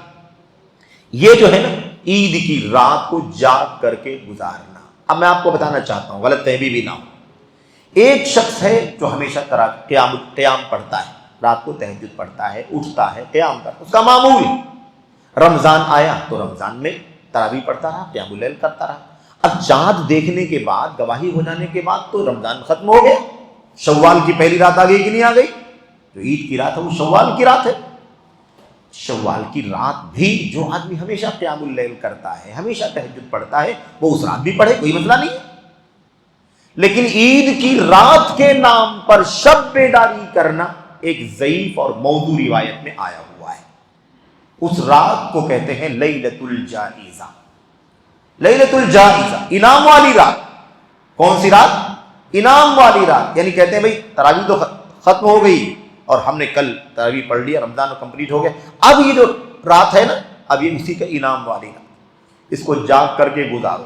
اب جاگنے میں کچھ لوگ رات بھر جاگ کر کے نماز بھی پڑھتے ہیں، تلاوت بھی کرتے ہیں، کچھ لوگ لائٹنگ کرتے ہیں، ہے نا، کمکمے لگاتے ہیں، شب بیداری کرتے ہیں۔ یاد رکھیں اس نام سے جو رات جاگنے کا طریقہ چلتا ہے لوگوں کے یہاں، یہ بدعت ہے، کیونکہ ضعیف اور موضوع روایات کے اندر ہے۔ ہاں جو لوگ ہمیشہ قیام اللیل کرتے ہیں، تہجد پڑھتے ہیں، وہ اس رات بھی پڑھیں، کوئی مسئلہ نہیں، لیکن اس نام پر کہ یہ انعام والی رات ہے، کل تک محنت کی ہے اور آج اس کا انعام ملنا ہے، یہ کیا ہے؟ یہ بدعت ہے۔ اور یہ جن حدیثوں میں یہ بات آئی ہوئی ہے وہ حدیثیں ضعیف ہیں، ناقابل اعتبار ہیں۔ ایک بات اور بھی، ایک بدعت اور بھی، وہ کیا ہے؟ رمضان کی راتوں میں ماشاءاللہ ہمارے ہاں حفاظ ہیں، قراء ہیں، یا مساجد کے ائمہ جو حفاظ قراء ہوتے ہیں وہ خود بھی تراویح پڑھاتے ہیں، یا جہاں حفاظ قراء نہیں ہے وہاں الحمدللہ حفاظ مدارس کے فضلاء آتے ہیں اور قیام اللیل پڑھاتے ہیں، اور ہم ان کے پیچھے قیام اللیل کرتے ہیں۔ اس میں کوئی عیب کی بات نہیں، بلکہ بہت بہتر ہے، بہت اچھا ہے۔ طلبہ کی حوصلہ افزائی ہونی چاہیے، بلکہ ایک مسجد میں 2 حفاظ 3 حفاظ کو بھی جگہ دینی چاہیے، کیونکہ ظاہر سی بات ہے کہ بہت بڑی تعداد حفاظ کی ہے، تو ایسا نہ ہو کہ ہم 1 ہی رکھیں گے، 2 ہی رکھیں گے، اور اس کی وجہ سے بہت سارے حفاظ ہیں جو قرآن کا مراجعہ نہیں کر پائیں، نہ تیاری کر سکیں، قرآن بھولے۔ یہ اچھا نہیں ہے، بلکہ یہ ضروری ہے۔ اللہ کے نبی صلی اللہ علیہ وسلم ماہ رمضان میں قرآن کریم کا خصوصی مراجعہ کرتے تھے، اس کا ریویژن کرتے تھے، اس کو دہراتے تھے، اس لیے دہرانے کا مہینہ ہے رمضان، اس لیے جتنا زیادہ حفاظ ماہ رمضان میں تراویح پڑھانے میں شامل ہوں، قرآن کو دہرائیں، اعادہ کریں، اتنا بہتر ہے، اور یہ اسی سنت کو زندہ کرنے کا حصہ ہوگا انشاءاللہ تبارک و تعالی۔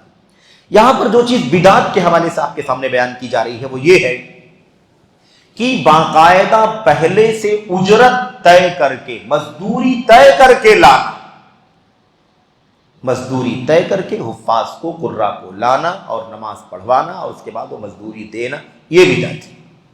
اس کو اہل علم نے بدعت قرار دیا ہے۔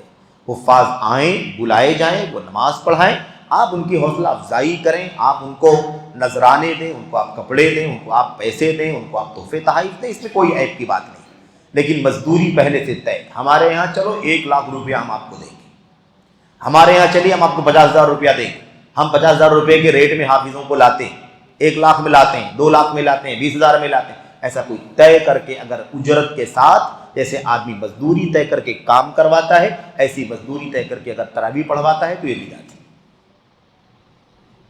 خلط ملط نہیں ہونا چاہیے۔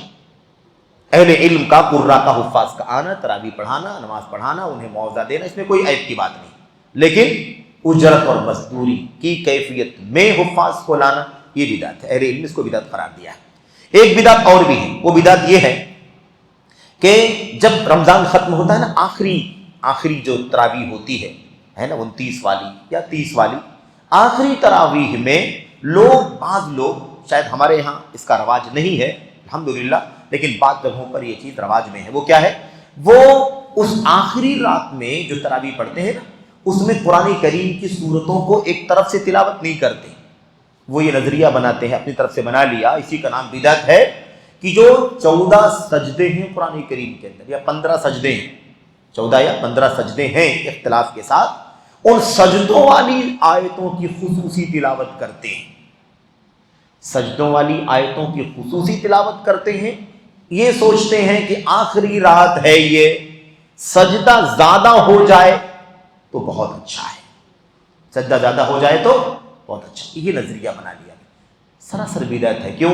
اس لیے کہ آپ قرآن کی تلاوت کریں، سجدے والی آیت ہو تو بھی، نہ سجدے والی آیت ہو تو بھی، سجدے والی آیت آئے تو سجدہ کریں، نہ ہو تو کوئی بات نہیں ہے، لیکن یہ طے کرنا کہ نہیں آخری رات میں ہم ان سورتوں کی، ان آیتوں کی تلاوت کریں گے جن میں سجدے آئے ہوئے، یہ طریقہ کیا ہے؟ یہ طریقہ بدعت ہے، سلف صالحین کے ہاں ایسی کوئی تفصیل موجود نہیں ہے۔ اچھا، ایک بدعت اعتکاف سے متعلق ہے، 2-3 باتیں بچی ہیں، میں ختم کر رہا ہوں انشاءاللہ تبارک و تعالیٰ۔ اعتکاف کے بارے میں دیکھیے، نبی کریم صلی اللہ علیہ وسلم کی جو سنت ہے وہ یہ ہے، آپ نے اعتکاف کیا ہے تو روزے کی حالت میں کیا ہے۔ اعتکاف کیا تو کس حالت میں کیا؟ صوم کی حالت میں کیا۔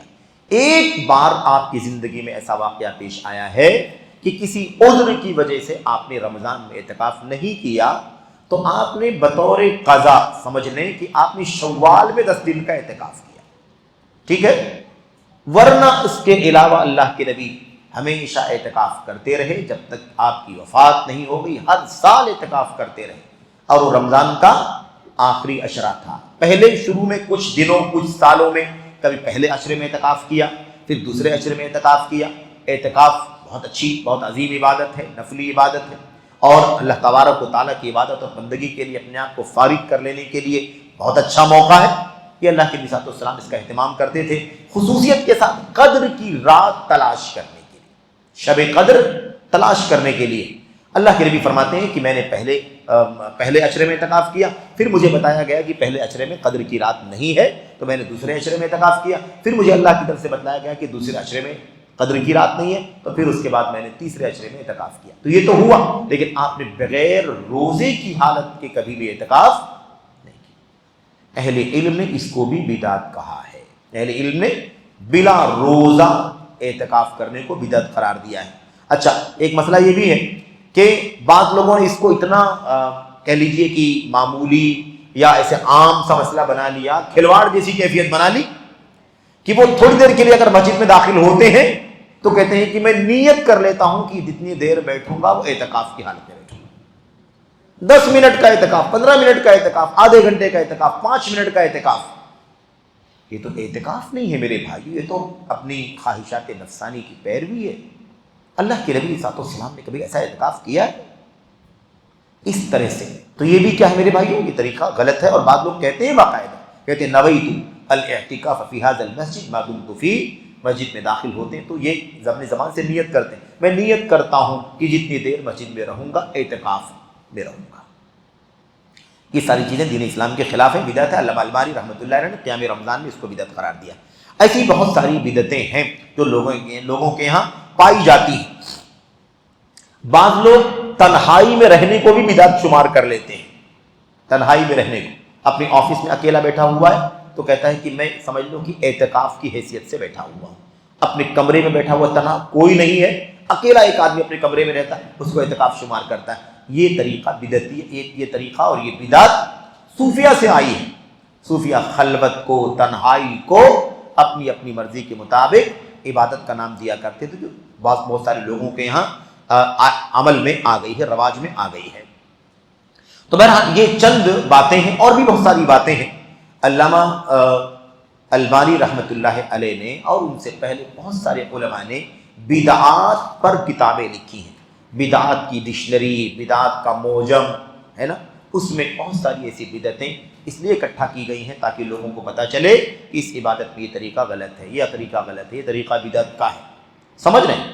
اور سعودی عرب کے چوٹی کے ایک بہت بڑے عالم ہیں، انہوں نے باقاعدہ ایک کتاب لکھی البدع الحولیہ، البدع الحولیہ، سالانہ بدعات۔ سالانہ بدعات کا مطلب یہ ہے کہ سال کے 12 مہینے جو ہیں ان مہینوں میں سے اکثر مہینوں میں کچھ نہ کچھ بدعتیں رائج ہیں۔ اس میں محرم کی بدعتیں، صفر کی بدعتیں، ربیع الاول کی بدعتیں ہے نا، ایسے ہی شعبان کی، رجب کی، رمضان کی، اور ایسے ہی ذی الحجہ کی، ذی القعدہ، بہت ساری مہینوں میں بدعتیں۔ تو انہوں نے ماہ رمضان کی بدعتوں کا بھی ذکر کیا ہے، لمبی فہرست، ہم نے سرسری طور پر چند باتوں کا ذکر کیا ہے، اس توقع کے ساتھ، اس امید کے ساتھ کہ اللہ تبارک و تعالی ہمیں سنتوں سے آگاہی اور سنتوں سے واقفیت عطا فرمائے، اور جو چیزیں دین اسلام کے خلاف، نبی کے طریقے کے خلاف، صحابہ کرام کے طریقے کے خلاف ہیں، اللہ تبارک و تعالی ہمیں اسے بچنے کی توفیق عطا فرمائے۔ منکرات ہیں، گناہوں کے کام ہیں، اللہ تعالیٰ نے اس سے بھی بچنے کی توفیق عطا فرمائے، اور منکرات سے زیادہ خطرناک سنگین چیز کیا ہے؟ یہ بدعتیں. یاد رکھیں گناہ سے بڑا گناہ کیا ہے؟ بدعت. آدمی جب گناہ کرتا ہے نا تو اس کو احساس رہتا ہے کہ یہ گناہ کا کام ہے، غلط کام ہے، اللہ اس سے ناراض ہوتا ہے، لیکن کیا کروں، اپنی عادت سے مجبور ہوں، کوتاہی ہے، انسان ہوں، یہ گناہ کا کام. احساس ہوتا ہے کہ گناہ کا کام ہے. لیکن بدعت کی مشکل کیا ہے کہ بدعت کو آدمی گناہ نہیں سمجھتا، ثواب سمجھتا، نیکی سمجھتا، اجر کا کام سمجھتا ہے. اسی لیے گناہوں کے کام سے لوگ توبہ کر لیتے ہیں، لیکن بدعتوں سے عام طور پر لوگ توبہ نہیں کرتے. جب بدعت کو نیکی سمجھتے ہیں توبہ کیوں کریں گے؟ اسی لیے شیطان ابلیس جو ہے، ابلیس کسی کو گناہ میں مبتلا کر کے جتنا خوش ہوتا ہے اس سے کہیں زیادہ اس سے بدعت میں مبتلا کر کے خوش ہوتا ہے.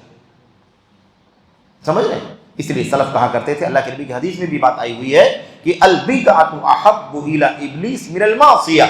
بدعت جو ہے وہ ابلیس کو گناہ کے کام سے زیادہ پیاری ہے، کیونکہ اس کو پتہ ہے کہ اس کام کو نیکی سمجھ رہا ہے، اس لیے وہ کرے گا، اور ظاہر سی بات ہے کہ اس کو ثواب نہیں ملے گا، اس کو کیا ملے گا؟ اس کو گناہ ملے گا. اللہ سے دعا کرتے ہیں کہ اللہ تعالیٰ مجھ کو آپ کو سنتوں پر استقامت کی توفیق عطا فرمائے. اللہ عز و جل ہمیں اور آپ کو سنتوں کی جستجو کرنے کی توفیق عطا فرمائے، تلاش کرنے کی توفیق عطا فرمائے. وہی راستہ جو اللہ کے نبی علیہ السلام نے ہمارے لیے، آپ کے لیے، قیامت تک آنے والوں کے لیے چھوڑا ہے، اور صحابہ کرام نے اس کا عملی نمونہ دنیا کے سامنے پیش کیا ہے. اللہ تعالیٰ ہمیں اور آپ کو اسی راہ پر چلنے کی توفیق عطا فرمائے. ہر نئی راہ سے، ہر نئے طریقے سے جو دین کے اندر ہے، عبادات میں، معاملات میں، اخلاق میں، عقائد میں، کسی بھی پہلو پر اللہ تعالیٰ ہمیں اور آپ کو ہر اس نئے راستے سے بچنے کی توفیق عطا فرمائے. اللہ تبارک و تعالیٰ ہماری جو عبادات ہیں ماہ رمضان میں اسے سنت کی روشنی میں ادا کرنے کی توفیق عطا فرمائے. بدعات سے اللہ تعالیٰ بچنے کی توفیق عطا فرمائے. جو عبادتیں اللہ عز و جل ہمیں کرنے کی توفیق دے رہا ہے، اور ہم اپنی کوشش سے جتنا بھی ہم نیک عمل کر پا رہے ہیں، اللہ تبارک و تعالیٰ اسے شرف قبولیت عطا فرمائے. اور جو بھی عمل ہم کر رہے ہیں وہ ٹوٹا پھوٹا ہے، کمزور ہے، کچا ہے، اللہ تبارک و تعالیٰ اسے اپنے فضل و کرم سے قبول فرما کر اس کا صلہ بدلہ دنیا میں آخرت میں عطا فرمائے. اور جو جنت کی بشارت ہے، مغفرت کی بشارت ہے، معافی کی بشارت ہے، اور ہماری اور آپ کی گردنوں کو جہنم سے آزاد کرنے کی خوشخبری دی ہے، اللہ تبارک و تعالیٰ ہمیں ان تمام بشارتوں کا، ہمیں ان تمام خوشخبریوں کا اہل بننے کی توفیق عطا فرمائے اور اس کا مستحق بننے کی توفیق عطا فرمائے. آمین رب العالمین. وصلی اللہ وسلم وبارک علی نبینا محمد وعلی آلہ وصحبہ اجمعین. والسلام علیکم ورحمۃ اللہ وبرکاتہ. اعتکاف کے بارے میں ہمارے بھائی مشرف صاحب ایک نقطے کی یاد دلا رہے ہیں کہ بہت ساری عورتوں سے یہ بات ہمیشہ آتی ہے کہ وہ اعتکاف کرنے کے بارے میں فکر مند ہوتی ہے. اعتکاف کے لیے فکر مند ہونا اچھی چیز ہے. اعتکاف نفلی عبادت ہے اور فضیلت ہے اس کی کہ اللہ کے نبی صلی اللہ علیہ وسلم نے اعتکاف کیا، اور آپ کی وفات کے بعد اللہ کے نبی صلی اللہ علیہ وسلم کی زوجات، ازواج مطہرات بھی اعتکاف کرتی رہیں. بہت اچھی چیز ہے، بہت بڑی نیکی ہے. اگر عورتیں اعتکاف کرنا چاہتی ہوں تو ان کے لیے جو طریقہ ہے سنت کا وہ یہی ہے کہ اگر ان کے لیے مسجد میں مناسب انتظام ہو کہ وہاں وہ اپنے حیا، حجاب، پاک دامنی، صفائی، طہارت اور اختلاط سے بچ کر کے پوری سیکیورٹی اور تحفظ کے ساتھ اگر وہ اعتکاف کر سکتی ہیں، اور اس کا انتظام ہے، اور منتظمین مسجد کی انتظامیہ اگر اس کی ذمہ داری لیتی ہے کہ وہ اچھے انتظامات کرے گی اور وہ اعتکاف کر سکتی ہیں، تو ایسی صورت میں عورتوں کو چاہیے کہ وہ مسجدوں میں اعتکاف کریں. اعتکاف کے لیے مسجد ہے. مرد اعتکاف کریں تو بھی مسجد، عورتیں اعتکاف کریں تو بھی مسجد. اعتکاف کے لیے مسجدوں کے علاوہ کوئی جگہ نہیں ہے. گھروں کو کبھی بھی اعتکاف کی جگہ نہیں بنایا جا سکتا. بعض لوگ سمجھتے ہیں اس طرح سے، ہماری مائیں بہنیں بھی سمجھتی ہیں، یا بعض لوگ اس طرح کی باتیں لوگوں کے درمیان عام کرتے ہیں کہ جیسے نماز کا مسئلہ ہے، صلاۃ کا مسئلہ ہے کہ صلاۃ جو ہے وہ عورتوں کے لیے گھر افضل ہے اور گھروں میں عورتیں نماز پڑھیں. ہاں، اگر مسجد میں نماز کے لیے انتظام ہو اور وہ مسجد کے میں آ کر کے نماز ادا کرنا چاہیں، گھر کے لوگوں سے اجازت مانگیں، تو گھر کے لوگوں کو چاہیے کہ اجازت دیں، ان کو منع مت کریں مسجد میں آنے سے. جیسے معاملہ مسجد میں نماز کا ہے ایسے معاملہ اعتکاف کا نہیں ہے. اعتکاف کا معاملہ مختلف ہے. اعتکاف مسجد ہی میں ہوگا، اعتکاف گھر میں نہیں ہوگا. اگر کوئی عورت گھر میں اعتکاف کرتی ہے تو وہ بھی کیا کہا جائے گا؟ اس کو بھی بدعت کہا جائے گا. کیونکہ اعتکاف مسجد میں سنت ہے، اور ازواج مطہرات حضرت زینب اور حضرت ام سلمہ، میمونہ اور دیگر صحابیات نے جو اعتکاف کیا ہے وہ مسجد نبوی میں اعتکاف کیا ہے۔ اللہ کے نبی علیہ السلام ایک شب مسجد نبوی میں داخل ہوئی جہاں عورتیں نماز پڑھتی تھی، تو اللہ کے نبی صلی اللہ علیہ وسلم نے دیکھا کہ ایک مطلب پردہ یہاں گھیرا ہوا ہے، ایک پردہ یہاں گھیرا ہوا ہے، ایک پردہ اس کونے میں گھیرا ہوا ہے۔